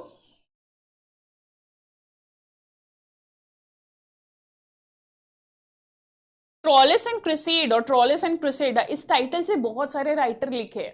ठीक है, तो आप ये मत देखना कि शेक्सपियर, वो ये हो गया, शेक्सपियर का तो खैर अलग ही है, वो ये वर्क उतना फेमस नहीं हुआ था, लेकिन शेक्सपियर भी इस टाइटल से वर्क लिखे, चौसर भी लिखे, आने वाले और भी बहुत सारे राइटर में आपको ये देखने को मिलेगा कि सेम टाइटल इस्तेमाल किया गया है, सेम कैरेक्टर इस्तेमाल किया गया है। 1 पेज इन द बिगिनिंग, ये 1 पेज क्या करता है, क्या सर्व करता है? Very good Ankita, introduction. Right, ये इंट्रोडक्शन की तरह सर्व करता है। देखो, कोई भी प्रो आगे रहेगा तो समझ जाना ये पहले आएगा। राइट। प्रो अगर आगे आता है तो प्रो समझ जाना कि प्रो हमेशा पहले आता है। कोई भी कहानी शुरू होती है ना तो आप देखते होंगे कि एक कोई वर्क है शुरू में, जैसे एक बच्चे ने बोला कि ma'am 1 page in the beginning, है ना, तो 1 पेज इन द बिगनिंग आपको देखने को मिलेगा और उसमें क्या होता है वो इंट्रोडक्शन की तरह सर्व करता है, जैसा कि अंकिता ने बोला और साथ ही साथ विवेक ने सेटअप बोला, चलो सबका मिक्सचर है, सबने थोड़ा थोड़ा, एक उसने आंसर दिया, एक पॉइंट उन्होंने आंसर दिया। ये क्या होता है ना, ये क्या करता है, कैरेक्टर या तो कैरेक्टर को इंट्रोड्यूस करेगा, नहीं तो सेटिंग के बारे में बताएगा, नहीं तो क्या करेगा, अगर मान के चलो कि कोई एक वर्क है जिसका नाम बी है, इसका प्रीक्वल यानी ए का सीक्वल बी था, राइट। तो अगर बी में प्रोलोग लिखा गया है तो कभी कभी क्या करते हैं ना कि प्रोलोग क्या सर्व करता है, प्रोलोग जो है वो इसकी कहानी बता देगा, ए की कहानी बताएगा कि ताकि आपको पता रहना चाहिए, राइट। ये भी होता है, कैरेक्टर को भी इंट्रोड्यूस करवाया जाता है, सेटिंग को भी इंट्रोड्यूस करवाया जाता है, नहीं तो कोई भी कहानी होती है, कहानी के थीम को आपको बता दिया जाएगा शुरू में कि ये चीजें होने वाली है। ये प्रोलोग है। इसका जस्ट ऑपोजिट क्या होता है, एपिलोग होता है, राइट। इसका ऑपोजिट क्या होता है, इसका ऑपोजिट जो है वो एपिलोग होता है। इसका ऑपोजिट क्या होता है, इसका ऑपोजिट एपिलोग होता है। और एपिलोग क्या करता है, एज अ कंक्लूजन सर्व करता है। अगर एक इंट्रोडक्शन हुआ तो ऑब्वियसली बात है कि दूसरा क्या हो जाएगा, दूसरा जो है वो कंक्लूजन की तरह सर्व करेगा। इसको हम लोग और अच्छे तरीके से लिटरेरी डिवाइस में जानेंगे, but for right now remember it. इसमें क्या है कि जनरल प्रोलोग होता है, यानी सबसे शुरू में प्रोलोग होता है जिसमें 19 कैरेक्टर्स को मेंशन किया जा 29 कैरेक्टर्स को मेंशन किया जाता है। एक नैरेटर हो गया, यानी दोनों मिला के 30 हो गए, और फिर इसके अलावा कौन हो गए, हैरी बेली हो गए और कैनन्स यॉर्मन हो गए, यानी कुल मिला के 32 कैरेक्टर्स को यहाँ पे इंट्रोड्यूस किया जाता है। कैंटरबरी टेल्स को स्टार्टिंग में आपको देखने को मिलेगा कि जो भी पिलग्रिमेज थे, यानी जो भी हमारे क्या पिलग्रिमेज को हिंदी में क्या बोलते हैं, तीर्थयात्री थे, राइट। तीर्थयात्री जितने भी थे वो कहां जा रहे, टॉमस ए बेकेट के श्राइन पे जा रहे थे। कहां जा रहे थे, टॉमस बेकेट के श्राइन पे जा रहे थे। और इनका क्या था ना कि जितने भी तीर्थयात्री है ना, 2 जाते समय यानी 2 श्राइन जाते समय कहानी लिखेंगे और 2 वापस लौटते समय कहानी जो है वो बोला जाएगा, लिखा जाएगा, राइट। यानी कुल मिला के एक जन को कितनी कहानियां लिखनी थी, एक जन को जो है वो लगभग 4 कहानियां लिखनी थी, 2 जाती और 2 आती। लेकिन ये तो इनिशियल प्लान था कि भाई हमें इतना करना है, 2 जाती करना है, 2 आती करना है, तो लगभग 100 से ऊपर, 120 से ऊपर जो है वो चीजें हो जाएगी, 100 के लगभग जो है वो कहानियां हो जाएगी। लेकिन यहां पे क्या होता है, यहां पे आपको देखने को मिलेगा कि ये नहीं हो पाता है ना। इतनी कहानियां लिखाई यानी इतनी टेल लिखी ही नहीं जाती। टोटल आपको 24 टेल देखने को मिलेगा, जिसमें से पहला क्या हो जाता है, पहला जो सबसे इंपॉर्टेंट और लगभग सब सेंट्रल यूनिवर्सिटीज के, अधिकतर सेंट्रल यूनिवर्सिटीज या हर दूसरे सेंट्रल यूनिवर्सिटीज के सिलेबस में, ग्रेजुएशन के सिलेबस में आपको ये देखने को मिलता है, that is wife of bath. Wife of bath में ना आपको देखने को मिलेगा कि कैरेक्टर जो है वो वाइफ ऑफ बाथ का कैरेक्टर है, राइट। और ये अब तक में 5 शादी कर चुकी है, राइट। 5 बार ये शादी कर चुकी है, जिसमें से 3 इसका हस्बैंड जो है वो ढंग का था, रिच था, काफी पैसे वैसे वाला था। और उसके बाद 4th वाला हस्बैंड जो है वो ओल्ड था लेकिन वो भी ठीक था। 5th वाला फिलहाल के लिए सही है। इसमें वाइफ ऑफ बाथ को क्या दिखाएगा कि wife of Bath as a character कैसी है। बाथ एक जगह का नाम था, वहां की रहने वाली ये थी, तो आपको देखने को मिलेगा या एक्सपेक्टेड, आई टोल्ड यू ना, मोर देन 120 यानी 124 के आसपास आप ले लो, लेकिन कंप्लीट 24 ही होता है। हाँ, इसमें क्या होता है, इसमें आपको देखने को मिलेगा कि वाइफ ऑफ बाथ को एज अ कैरेक्टर ना काफी कैरेक्टरलेस दिखाया गया है कि भाई वो 5 शादी करती है और पॉलीगमी अलाउड नहीं है, पॉलीगमी अच्छा नहीं है, लेकिन ये वुमेन होके पॉलीगमी कर रही है, जो कि कहीं ना कहीं सोसाइटी पे एक तरीके से सटायर मारा जा रहा था, कहीं ना कहीं वुमेन के कैरेक्टर को यहाँ पे यूज किया गया है। इसके अलावा आपको देखने को मिलेगा कि किस तरीके से वाइफ ऑफ बाथ को दिखाया जा रहा है कि वो बिलीव करती है कि भाई पॉलीगमी होना चाहिए, आपको अपनी बॉडी को यूज करना है अगर अकॉर्डिंग टू योर नीड। अगर आप वर्जिन रहना चाहते हो तो सही है, अगर आप वर्जिन नहीं रहना चाहते हो और आप अपनी बॉडी को यूज करना चाहते हो या बॉडी का इस्तेमाल करना चाहते हो तो वो बिल्कुल सही। यानी यही पूरी की पूरी कहानी आपको देखने को मिलेगी in this whole thing, right. ये पूरी इसी में, इसके अलावा जो है वो सब प्लॉट किंग आर्थर और क्वीन के अराउंड आपको देखने को मिलेगी। नेक्स्ट है इसी में ही आपका जो है वो आपको देखने को मिलेगा दूसरा टेल है, जो कि ऑलमोस्ट हर दूसरे तीसरे सेंट्रल यूनिवर्सिटीज में, और इग्नू का ये सिलेबस इग्नू में भी ये रहा है, right. So Why Canterbury Tales is so much famous? First of all, बच्चे, it was the initial work in English literature जिसको English में लिखा गया है.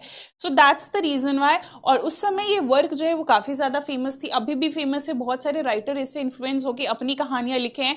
That is thing. सेकेंड जो है, ये लिटरेचर एक ऐसा था जो कि कहानी के रूप में हर कैरेक्टर जो है वो कहानी के रूप में चीजों को डिफाइन कर रहे हैं. सोशल सटायर था, पॉलिटिकल सटायर भी आपको इसमें, यानी इतनी सारी चीजें हैं और वो इनफ रीजन है कि ये फेमस वर्क है. राइट, सबसे इंपॉर्टेंट यही है कि ये वन ऑफ द अर्लीस्ट या फर्स्ट वर्क मान के चलो जिसे इंग्लिश में लिखी गई है ना, जिसे इंग्लिश में लिखी गई है. So that's the reason why it was very important, it's very famous.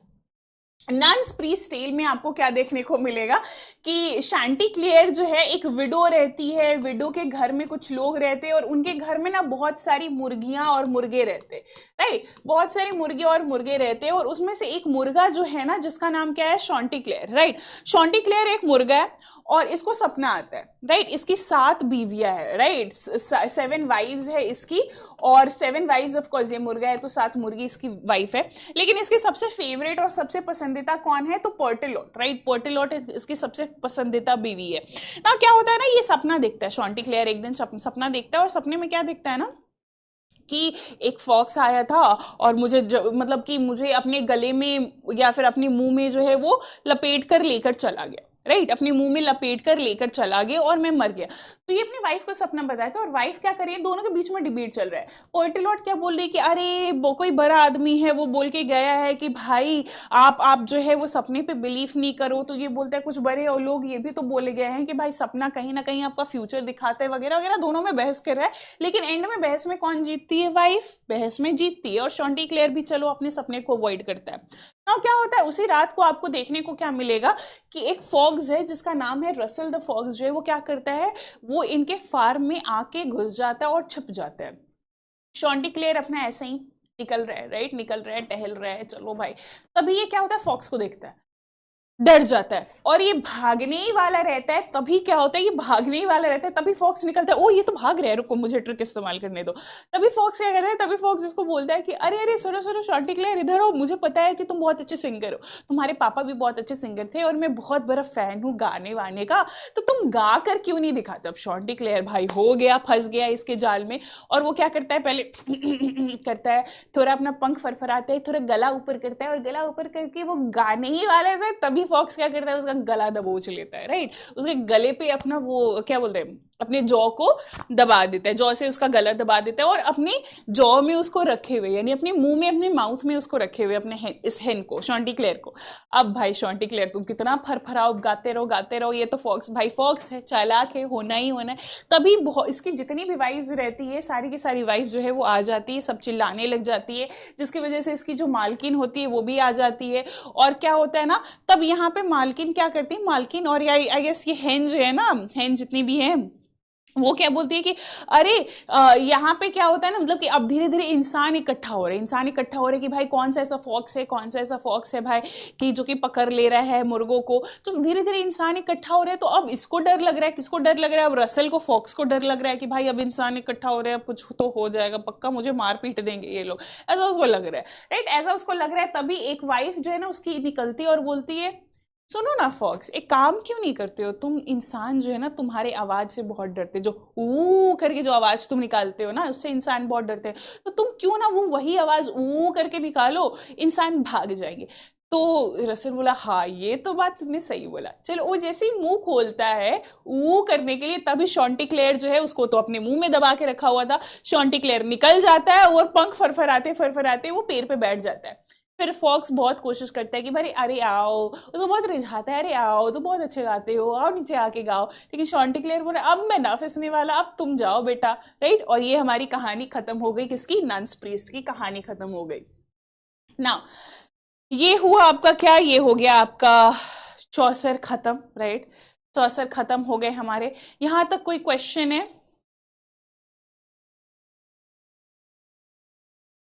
कोई क्वेश्चन है यहां तक तो आप क्वेश्चन करो, नहीं तो हम लोग आगे बढ़ते, अब कंटेम्प्रेरी पे आते हैं. बड़ा चौसर हम लोगों ने पढ़ लिया.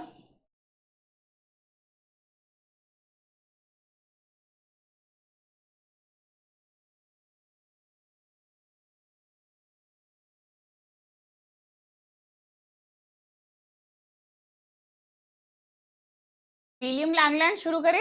ओके 32 से 86 तक का लगभग माना जाता है इनका क्या है, लेकिन यही आप मान के चलना कि 80s वाले डेकेड में इनका क्या हुआ था, 80s वाले डेकेड में इनकी मृत्यु हुई थी और इनका जन्म जो है वो 30s वाले डेकेड में शुरू हुआ था।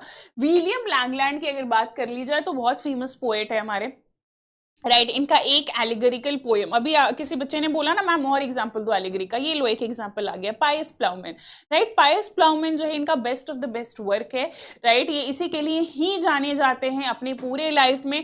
अधिकतर इनकी लाइफ जो है वो लंदन में ही गुजरी है और एक ही वर्क को लेकर ये अपना पूरा जिंदगी बिता दी है। उसको लिखे, पायस प्लाउमैन को लिखे, फिर उसको रिवाइज करते, फिर उसमें सुधार करते, फिर रिवाइज करते, फिर सुधार। नहीं बच्चे सारे टेल इंपॉर्टेंट नहीं है, सोच लो भाई कितना 24 टेल, जब हर टेल को बैठने समझने बैठोगे, बस वो सारी टेल इंपॉर्टेंट है जो कि अधिकतर सेंट्रल यूनिवर्सिटीज के सिलेबस में फॉल करती है। और मैंने बोला मैंने बहुत सारे सेंट्रल यूनिवर्सिटी का सिलेबस में बैठ के खुद पढ़ी हूँ, एनालाइज की हूँ, और ये दोनों सब में कॉमन रहा है, राइट वाइफ ऑफ बाथ और एक नन्स प्रीस्ट, राइट ये दोनों अधिकतर में देखने को आपको मिलेगा, या तो ग्रेजुएशन में नहीं तो मास्टर्स में।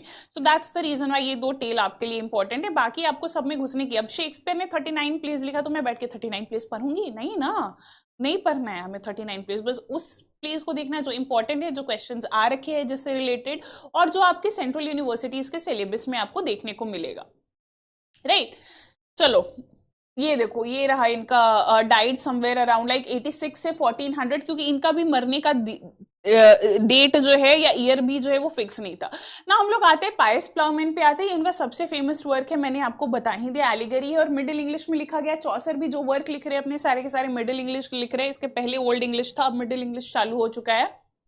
इसमें आपको देखने को क्या मिलेगा, स्ट्रक्चर देखने को मिलेगा कि वर्क जो है वो 3 पार्ट में डिवाइड कर दिया गया, ए टेक्स्ट, बी टेक्स्ट और सी टेक्स्ट। ए टेक्स्ट जो है वो सबसे शॉर्टेस्ट और सबसे पहले लिखा गया है, बी टेक्स्ट जो है वो क्या है, ये रिवाइज्ड वर्जन है और इसको थोड़ा सा क्योंकि रिवाइज किया उन्होंने तो हल्का सा बढ़ा दिया था इस वर्क को, और सी टेक्स्ट जो है वो फर्दर रिविजन के लिए ओपन था और इसमें भी कुछ कुछ एलिमेंट्स जो है उन्होंने ऐड किया। पोएम की अगर आप बात कर ले तो प्रोलोग से जो है वो पोएम शुरू होती है, ऑब्वियस है। प्रोलोग मैंने आपको बता दिया है कि क्या है क्या नहीं। इसमें आपको एक नैरेटर देखने को मिलेगा जिस नैरेटर का नाम क्या है, विल है। विल क्या करता है ना, सो जाता है। हम लोग आज बहुत नींद वाली कहानियां पढ़ रहे हैं, राइट, अब मेरे को भी थोड़ा देर में नींद आ जाएगा। विल क्या करता है ना, सो जाता है। कहाँ सो जाता है, तो ये हमारा सेटिंग है कॉल्ड मेलबर्न हिल जो है वो सेटिंग है इंग्लैंड में, वो वहां पे सो जाता है। अब क्या होता है, वो ड्रीम में किसको देखता है, ड्रीम में ना एक बहुत सा सुंदर सा टावर देखता है और टावर यहाँ पे जो है वो सिंबलाइज किसको कर रहा है, हेवन को सिंबलाइज कर रहा है। और साथ ही साथ एक डंजियन यानी गड्ढे को देखता है और वो डंजियन जो है वो किसे सिंबलाइज कर रहा है, हेल को सिंबलाइज कर रहा है। यानी वो ड्रीम में एक टावर देखता है और एक डंजियन देखता है। टावर क्या कर रहा है, टावर जो है वो हेवन को सिंबलाइज कर रहा है, डंजियन जो है वो हेल को सिंबलाइज कर रहा है ना।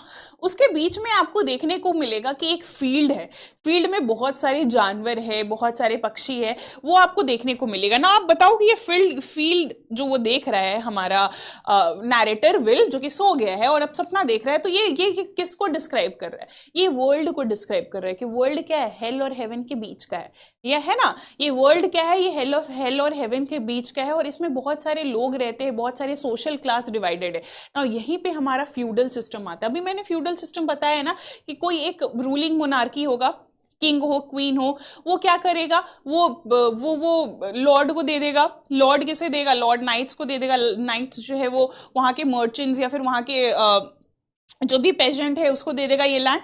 तो उसको यानी किस तरीके से सोशल क्लासेस जो है वो डिवाइडेड, हाँ अर्थ, राइट, सोशल क्लासेस किस तरीके से डिवाइडेड है, वो सारे सोशल क्लासेस का यहाँ पे आपको देखने को मिलेगा इन प्रोलोग, राइट। प्रोलोग में वही सारी चीजें दिखाई जा रही है ना। वर्जन 1 की बात कर ले तो इसमें क्या है कि ट्रुथ को डिस्कवर करने की कोशिश की जा रही है। इसमें क्या देखता है, विल जो है वो लेडी होली चर्च को, will saw lady Holi church, और वो क्या करते हैं ना, वो उनको बताता है कि जो सबसे इंपॉर्टेंट ट्रुथ है, राइट, जो सबसे इंपॉर्टेंट एक्चुअली ट्रुथ नहीं, जो सबसे इंपॉर्टेंट पूरी दुनिया में कोई भी गुण है या फिर कोई भी चीज जो कि सबसे इंपॉर्टेंट है वो क्या है, आपका ट्रुथ है। और यहाँ पे ट्रुथ किसको सिंबलाइज, क्योंकि एलिगोरिकल पोएम है ना किसी चीज को हर कुछ चीज सिंबलाइज करेगा ही करेगा। यानी तो यहाँ पे क्या है, ट्रुथ जो है वो गॉड को बोला जा रहा है कि भाई सबसे इंपॉर्टेंट जिंदगी में जो चीज है वो क्या है, गॉड है, राइट, वो गॉड है। फिर उसके बाद ये किसको देखता है, उसके बाद 2-3 और कैरेक्टर को देखता है, जैसे फ्रॉड को देखता है, फॉल्सहुड को देखता है, लेडी मीड को देखता है, ये सारे और भी कुछ कैरेक्टर्स को डिबेट मतलब देखते हैं और सब में डिबेट अब चलने लग जाती है, right. Just a minute, just a second.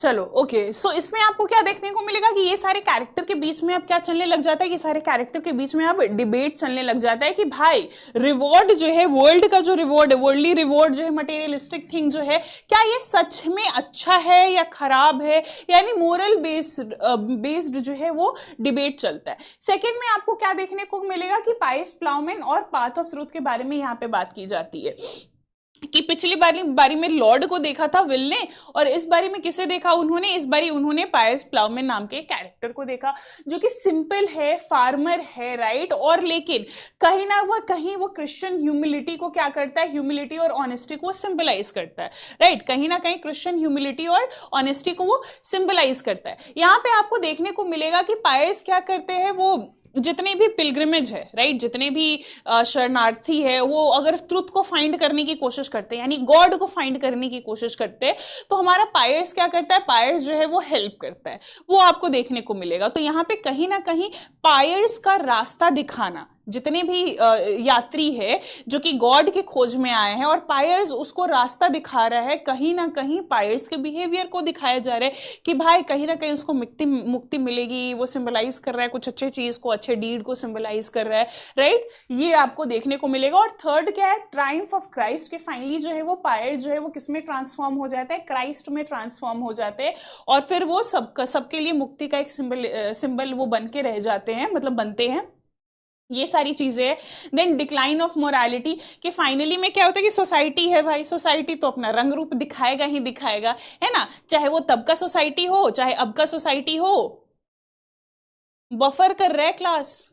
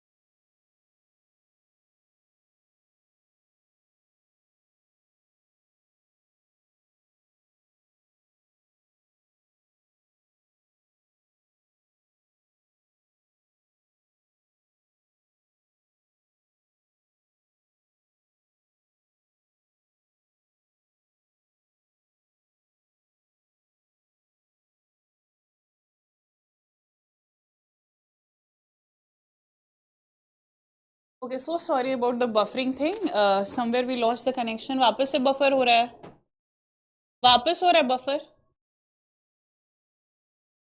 Okay, just a minute.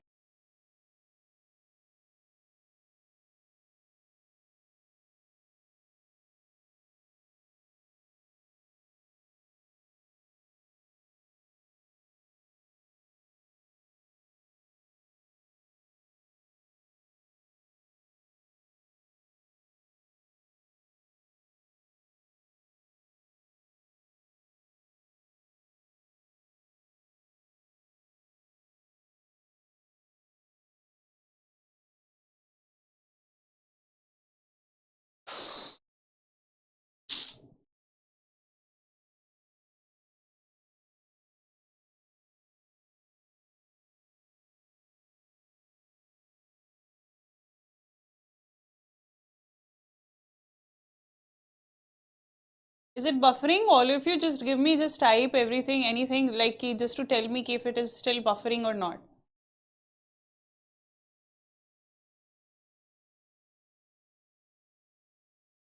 Type बच्चे, टाइप एक पूरा सेंटेंस लिखो ना, ताकि मुझे पता चले, क्योंकि इसमें इस समय ना मैं कमेंट भी अच्छे तरीके से मैं देख नहीं पा रही हूँ. So if you can just tell me once that is it still buffering? No. No, it's not buffering. बच्चे तो लिख रहे हैं कि बफर नहीं कर रहे, तो आवाज मेरा जा रहा है.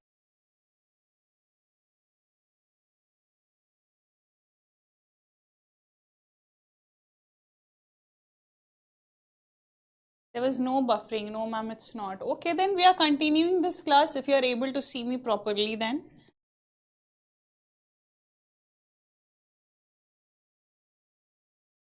If you are able to see me properly, then let's continue this class. Okay. कहाँ मैं थी, फोर्थ पार्ट में थी that is decline of morality ना. अब क्या होता है ना कि ये दुनिया है भाई, लोग हैं ही, लोग हैं तो वो पाप करेंगे ही करेंगे. तो यहाँ पे विल क्या करते हैं ना, विल कंफ्यूज हो जाता है, राइट. विल देखता है कि भाई इतना भाई पियर्स जो है वो पायस क्या कर रहा है, पायस लोगों को गाइड कर रहा है, लोगों को गाइड कर रहा है कि भाई ट्रुथ तुम्हें यानी गॉड तुम्हें यहाँ मिलेंगे, ये चीजें करो. लेकिन फिर भी लोग क्या कर रहे हैं, लोग गधों की तरह इधर उधर भटक रहे हैं और वो गॉड को फॉलो ना करके इधर उधर की चीजों में वो ध्यान दे रहे. तो विल काफी ज्यादा कंफ्यूज हो जाता है और कहानी इस तरीके से एंड होती है जहां पे विल क्या करता है, विल खुद गॉड को खोज रहा होता है, जो कि सिंबलाइज कर रहा होता है कि अभी भी लोग क्या कर रहे हैं, अभी भी जो है वो लोग सही जगह नहीं जा पा रहे. अगर गॉड मिल जाते तो गॉड को खोजने की जरूरत नहीं पड़ती. विल खुद क्या कर रहा है, विल खुद जो है वो गॉड को सिंबलाइज कर रहा है. सॉरी, वो क्या करे, वो खुद को सिंबलाइज करे कि मैं अभी जर्नी पे हूँ. नेक्स्ट राइटर हमारे जो है वो कौन है, वो जॉन वाइक्लिफ है, राइट. जॉन वाइक्लिफ की अगर आप देखोगे, इनका भी वही है, इनका भी वही आपको देखने को मिलेगा कि लगभग जो है वो डेकेड आप लेकर चलोगे अभी इस समय तक का. शेक्सपियर मतलब एलिजाबेथन एज में भी कुछ कुछ ऐसे राइटर है जिनका बर्थ ईयर कंफर्म नहीं है. इस ईयर में तो कोई भी ऐसे राइटर नहीं है जिनका बर्थ ईयर आपको कंफर्म देखने को मिलेगा. ये क्या, ये थियोलॉजियन थे, फिलोसोफर थे, रिफॉर्मर थे और अपने क्रिटिसिज्म वगैरह के लिए support is the morning star of reformation, right. ये याद रखना, ये टैग लेकर चलना कि इन्हें क्या बोला जाता है, इन्हें जो है वो मॉर्निंग स्टार बोला जाता है. किस चीज का, रिफॉर्मेशन का मॉर्निंग स्टार बोला जाता है. जिस तरीके से फादर ऑफ इंग्लिश लिटरेचर हमारे चौसर हो गए, तो वाइक्लिफ क्या हो गया, वाइक्लिफ जो है वो मॉर्निंग स्टार. ना इन्होंने क्या किया था ना, इन्होंने कोशिश किया था कि भाई बाइबल को ट्रांसलेट की जाए. ना बोलेंगे मैम बाइबल को ट्रांसलेशन की क्या जरूरत है. बाइबल जो है वो ओरिजिनली कौन से भाषा में लिखी गई थी, हिब्रू, है ना. हिब्रू से बहुत सारे लोगों ने लैटिन में उस बाइबल को क्या किया, ट्रांसलेट किया. लेकिन अब क्योंकि लैटिन पहले चल रहा था ना, लैटिन जो है वो क्या था, लैटिन आपको देखने को मिलेगा कि लैटिन पहले जो है वो चल रहा था काफी ज्यादा. अब तो इंग्लिश चलने लग गया, तो अब ये काफी जरूरत पड़ गई लोगों को कि भाई बाइबल को अब क्या किया जाए, बाइबल को जो है वो इंग्लिश में ट्रांसलेट किया जाए, राइट. तो ये क्या करते हैं, ये इनफैक्ट शुरू करते हैं बाइबल को जो है वो इंग्लिश में ट्रांसलेट करने की कोशिश ये करते हैं कि बाइबल को लैटिन में लिखी गई है, इंग्लिश में लिख देंगे तो कॉमन लोगों तक ये बाइबल जो है वो पहुंच जाएगी. क्योंकि अधिकतर जो वर्किंग क्लास थे या मिडिल क्लास थे, ये सब क्या बोल रहे थे, ये इंग्लिश बोल रहे थे. तो लेकिन ये लैटिन नहीं बोल पाते थे, तो बाइबल को तो पढ़ नहीं पाएंगे, तो इसको इंग्लिश में लिखा जाएगा, राइट. इसको इंग्लिश में लिखा जाएगा. तो यही इनका मेजर कॉन्ट्रीब्यूशन है कि he decided to translate and he started translating the Bible into English. Latin में था, लैटिन से ये क्या कर रहे थे, ये इंग्लिश में ट्रांसलेट कर रहे थे, राइट. देन आपको देखने को मिलेगा जॉन गावर, अनदर इंपॉर्टेंट पर्सन है जो कि हमारे क्या थे, हमारे कंटेम्प्रेरी थे, किसके, चौसर के कंटेम्प्रेरी थे। ये आपको देखने को क्या मिलेगा कि इनका मेजर वर्क क्या है, मिरर डी लॉम, राइट, ये इनका मेजर वर्क है। और बहुत सारा कन्फ्यूशियो अमांटिस एक्चुअली इनका जो है वो सबसे ज्यादा इंपॉर्टेंट वर्क है एज कम्पेयर टू जो भी ये वर्क इन्होंने लिखा है। सबसे इंपॉर्टेंट आपका क्या है, सबसे इंपॉर्टेंट जो है वो कन्फ्यूशियो अमांटिस है। इनको आपको देखने को मिलेगा कि इंग्लिश रॉयल कोर्ट से भी ये रिलेटेड थे, यानी रॉयलिटी से भी ये रिलेटेड थे। स्पेसिफिकली जब उस समय किंग कौन थे, रिचर्ड II थे और हेनरी IV उस समय के किंग थे, तो उस समय से ये रिलेटेड थे, राइट। ये बहुत सारे वे में नॉलेज को काफी ज्यादा प्रमोट करते थे। आगे जाके आपको देखने को मिलेगा कि ये खुद एज ए लेमैन जो है वो आपको देखने को मिलेगा कि एज ए लेमैन कैथेड्रल में ये काम करने लग गए थे। देन क्या है, जॉन मैंडेविल। अब बोलोगे मैम गावर के वर्क को आपने एक्सप्लेन नहीं किया, बस याद रखना कि इन्होंने ना 2-3 ये वर्क लिखा है जिसमें से सबसे बड़ा इंपॉर्टेंट जो है वो कन्फेसियो अमांटिस है। इसके अलावा आपको गावर के बारे में जानने की कोई जरूरत नहीं है, राइट। नेक्स्ट हमारे जो राइटर है वो कौन है, John Mandeville, right. John Mandeville वो क्या थे, वो ऑथर थे the travels of sir John Mandeville, जो कि उस समय का सबसे फेमस ट्रैवलॉग था। ट्रैवलॉग बोलिए तो क्या, जिसमें ट्रैवल के बारे में, एक जगह से दूसरी जगह इंसान जा रहा है, अपने एक्सपीरियंस के बारे में लिख रहा है कि क्या हुआ था, कितने लोगों से मिले थे, क्या क्या वहां पे उनका एक रहा एक्सपीरियंस रहा, वो सारी चीजें वो लिख रहे हैं ट्रैवलॉग में। तो ये one of the important travel book या ट्रैवलॉग उस समय का था। ये आपको देखने को मिलेगा कि ये अब क्या है ना, उस समय ये बुक जो है वो मिडिवल पीरियड में काफी ज्यादा ये बुक जो है वो पढ़ा जा रहा था, and that's the reason why this work is important and the writer himself is very important, right. चलो आगे बढ़ते हैं। आगे कौन है हमारे, जॉन लिडगेट है। जॉन लिडगेट पोइट भी थे, मॉन्क भी थे, और आपको देखने को मिलेगा कि he was a student of what, he was a student of Geoffrey Chaucer. Chaucer के ये स्टूडेंट थे और अपने ये क्या करते थे, अपने पोइट्री के लिए सबसे ज्यादा जाने जाते थे। और पोइट्री इनका कोई ऐसा छोटा मोटा छोटे छोटे पोइट्री ये नहीं लिखते थे, बड़ा बड़ा पोइट्री लिखते थे। हाँ, ट्रैवलिंग जर्नी, सो कोई बड़ा बड़ा नैरेटिव पोएट्री, राइट। तो मतलब सोच लो वो कितना लंबा लंबा पोएम वो लिखा करते थे, उसके लिए सबसे ज्यादा जाने जाते थे। That's it. इनके वर्क अगर आप बात कर लोगे तो ट्रॉय वर्क जो है वो लंबा सा पोएम है जिसमें वो कुछ कुछ कैरेक्टर्स को लेकर आ रहे हैं, and then that's all you need to know about Troy book. Then आपका क्या है, द सीज ऑफ थीव्स जो है वो आपको देखने को मिलेगा। ये चौसर के कैंटरबरी टेल्स का कंटिन्यूएशन बनाने की कोशिश किए थे।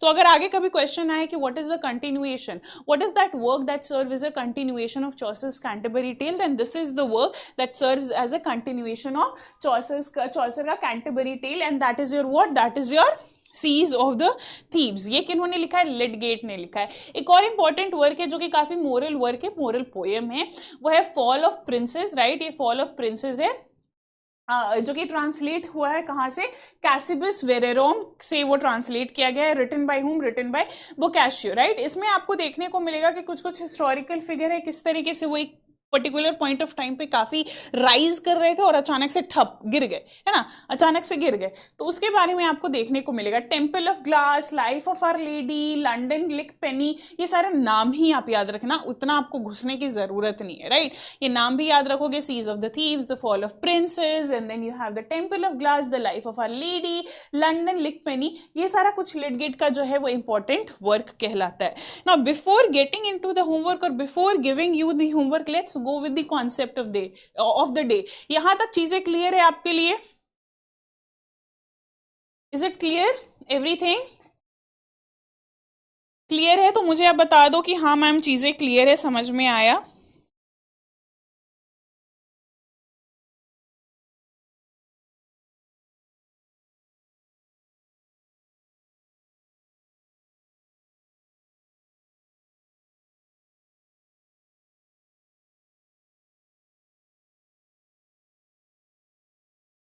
क्लियर है तो चलो, ग्रेट ग्रेट, क्लियर है ना। आगे हम लोग बढ़ते हैं। देन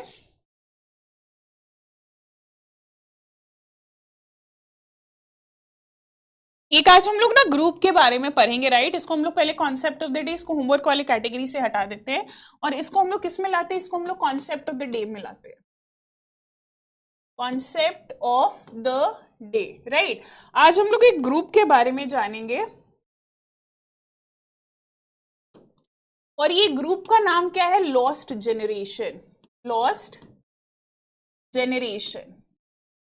ये क्या हो रहा था ना, ये पोस्ट मॉडर्न आप समझ लो। पोस्ट मॉडर्न बोले तो क्या, जब वर्ल्ड वॉर सेकेंड कब खत्म होता है, वर्ल्ड वॉर सेकेंड जो है WW सेकेंड जो है वो कब खत्म होता है, 1945 में खत्म हो जाता है, राइट। पहले तो एक वर्ल्ड वॉर फर्स्ट आया 1914 से 18 तक चला, फिर वर्ल्ड वॉर सेकेंड आया 38 से 45 तक ये चला, राइट। अब क्या हो रहा है ना कि एज में बहुत ज्यादा डिस्ट्रक्शन हो गया, बहुत ज्यादा एनार्की हो गया, लोग अब अपना लाइफ में, अब आपको देखने को मिलेगा कि लाइफ में लोग जो है वो उतना होप नहीं लेकर चल रहे, लोग गॉड पे बिलीव नहीं कर रहे, लोग अपने इंडिविजुअलिटी को खो चुके हैं। यानी ये सारा चीजें जो है वो आपको, ये सारी चीजें आपको देखने को मिलेगी। क्या था कि अब इस पॉइंट ऑफ टाइम में बहुत सारे ऐसे राइटर थे, अमेरिकन ऐसे राइटर थे जो कि छोड़ कर आ रहे थे अपने कंट्री को, और वो कहाँ शिफ्ट हो रहे थे, वो इंग्लैंड शिफ्ट हो रहे थे। That is first. Second, these writers were basically focusing on hopelessness, जो कि उस सोसाइटी में होपलेसनेस चल रहा था, और इसी की वजह से उस जनरेशन के राइटर को क्या बोला गया, लॉस्ट जनरेशन, की एज इफ लाइक कि they totally lost it, they are not feeling that much of individuality, that much of life in themselves. और ये टर्म, जैसा कि एक बच्चे ने बोला है कि ma'am Gertrude Stein, right, no बच्चे विक्टोरियन नहीं हो गया, ये पोस्ट मॉडर्न का हो गया, पोस्ट मॉडर्न मॉडर्न का हो गया, राइट। तो जैसे एक बच्चे ने बोला है कि मैम गर्ट्रूड स्टाइन है, तो गर्ट्रूड स्टाइन ने ना एक लेटर लिखा था किसे, अर्नेस्ट हेमिंग्वे को। तो ये टर्म किन्होंने दिया है, ये टर्म जो है वो गर्ट्रूड स्टाइन ने दिया है।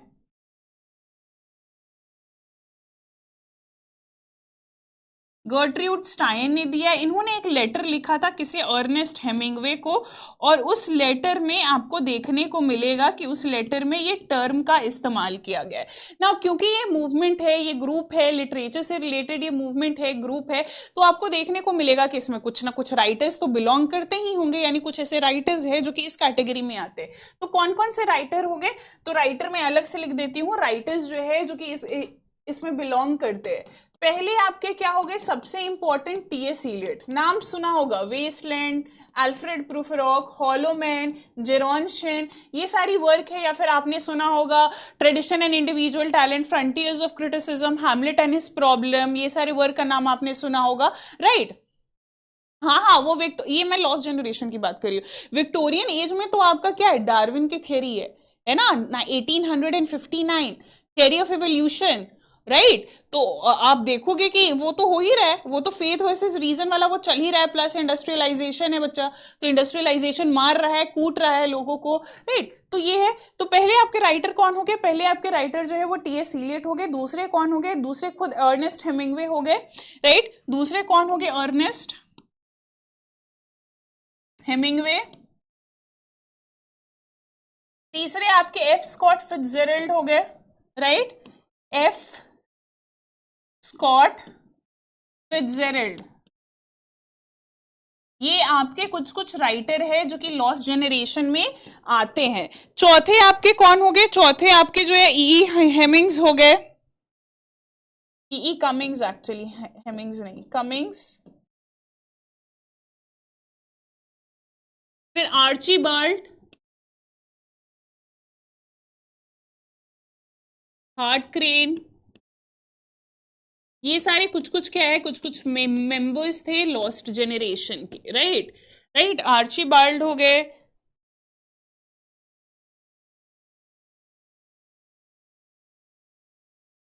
हाँ डोवर बीच उन्होंने लिखा है, लेकिन अभी हम लोग विक्टोरियन की नहीं बात कर रहे हैं ना।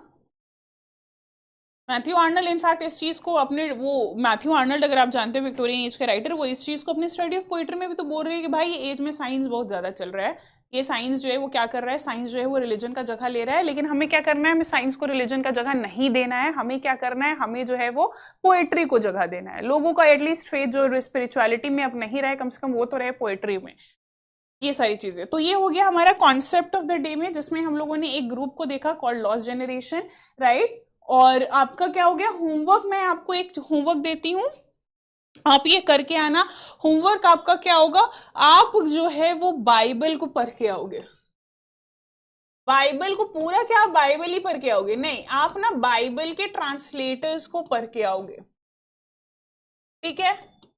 बाइबल के जो ट्रांसलेटर्स है, जो अर्ली ट्रांसलेटर्स है, उन्हें पढ़ के आओगे, यानी चौसर और चौसर के पहले, चौसर के बाद के जो ट्रांसलेटर्स है इंग्लिश वाले, उनको आप पढ़ के आओगे, राइट। ये करके आपको आना है बाइबल, राइट। हालांकि आगे जाके ऑथराइज्ड वर्जन ऑफ बाइबल हम लोग जकोबियन एज में पढ़ेंगे ही, बट फिर भी ये आपका क्या है, ये आपका होमवर्क है, आप करके आओगे ये सारे। Any question you have till now? Any question you have till now बच्चे? कोई क्वेश्चन है? देखो चौसर, इस एज में हमारे चौसर जो है वो सबसे, हाँ हाँ आप करके आओगे, ठीक है, including old and new testament both. आप क्या करोगे, होमवर्क करके आओगे। और याद रखना कि चौसर जो इस एज में हमारे, चौसर जो है वो सबसे इंपॉर्टेंट है। उसके बाद लैंगलैंड का पायस प्लाउमैन इंपॉर्टेंट है। बाकी सारे राइटर का वर्क जो वो लिखे है वही आप जान जाओ, बहुत है, उसमें आपको घुसने की जरूरत नहीं। जैसे मैंने समरी बताया ना, चौसर के वर्क का समरी बताया, ये सारे राइटर के समरी की जरूरत नहीं है एक्सेप्ट फॉर पायस प्लाउमैन। बाकी के आप क्या करोगे, बाकी का जो है वो आप राइटर और उनके वर्क का ही आप नाम याद रख लेना, दैट इज इनफ।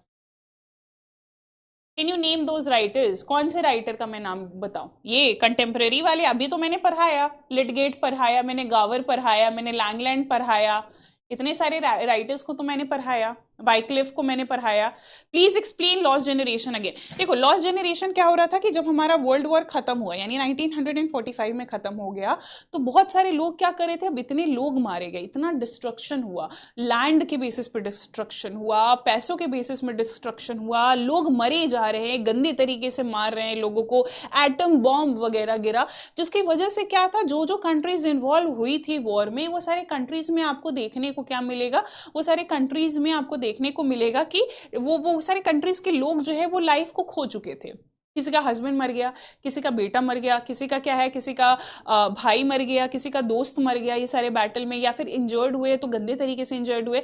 तो लोगों का गॉड के ऊपर से विश्वास हो गया कि अरे भाई गॉड अगर है, एग्जिस्ट करते हैं, तो वो इतना डिस्ट्रक्शन होने ही नहीं देते, है ना, वो इतना डिस्ट्रक्शन होने ही नहीं देते। तो स्पिरिचुअलिटी तो लोगों के अंदर खत्म हो गई, लोगों के अंदर होपलेसनेस बढ़ गई कि भाई होप नहीं है, लाइफ आपका कभी भी खत्म हो सकता है, राइट, ये हो गया। उसके ऊपर से इंडस्ट्रियलाइजेशन, ये सारी चीजें अब बहुत ही ज्यादा हो गई, बहुत ही ज्यादा टेक्नोलॉजी, बॉम्ब, गन, लोग अब टेक्नोलॉजी पे बिलीव करने लग गए, जिसकी वजह से रश हो गया। इसी की वजह से आपको देखने को मिलेगा कि लोग अपने लाइफ पे विश्वास नहीं कर रहे हैं, अपनी इंडिविजुअलिटी पे भी विश्वास नहीं कर रहे हैं, राइट, एक तरीके का एग्जिस्टेंस खत्म हो गया। And that's the reason why वो सारे राइटर्स जो कि इसके बारे में लिख रहे हैं, या फिर वो सारे राइटर्स जो कि इस सब्जेक्ट के बारे में उठा रहे हैं या इस कैटेगरी में फॉलो करते हैं, वो सारे राइटर क्या थे, लॉस्ट जनरेशन के पार्ट थे। जैसे T S. Eliot, F. Scott Fitzgerald, Archibald MacLeish, right, ये सारे कुछ कुछ ऐसे राइटर है। ई. कमिंग्स हो गए, हार्ट क्रेन हो गए, अर्नेस्ट हेमिंग्वे हो गए, ओल्ड मैन इन द सी देखो आप, अब पढ़े होगे या फिर नाम सुना होगा आपने,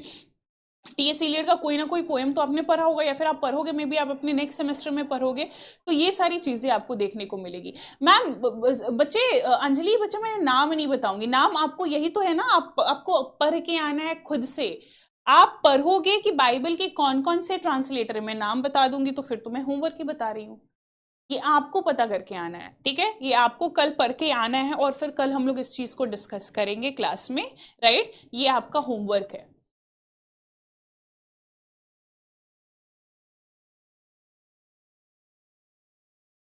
चलो, अगर सब कुछ सही है, सब कुछ समझ में आ गया, तो आज के क्लास को एंड करें। और हमारा क्लास आज थोड़ा लंबा खिंच गया, राइट, बफरिंग का भी थोड़ा बहुत मेरे तरफ इश्यू हो गया, मुझे अपना ही क्लास नहीं दिख रहा था, आपके कमेंट्स नहीं दिख रहे थे, मुझे कुछ दिख ही नहीं रहा था मुझे, तो जिसकी वजह से आई गेस कि 5 मिनट उधर हमारा टाइम चला गया, है ना। चलो, bye bye then, take care of yourself, enjoy literature, do your homework, not to forget that ki homework is very important, we are going to take our homework very seriously, right? Bye bye, have a great day, I'll meet you tomorrow we have YT class also, कल Thursday है ना, कल हमारा YT पे class है, और कल मैं JMI का PYQs कराऊंगी, right, Jamia Millia Islamia university का कल PYQs होगा, कौन से ईयर का होगा, 2022 का होगा। तो जो बच्चे अगले साल इसको टारगेट करने वाले हो, और नहीं भी टारगेट करने वाले हो, तो कल ऑलमोस्ट लगता है कि 30 अबव क्वेश्चंस आपकी होने वाली है कल के क्लास में, और आप आओगे कल की क्लास में। पहले बोल चुकी कि पेड बैच वाले बच्चों के लिए कंपलसरी है आना। Bye bye, thank you.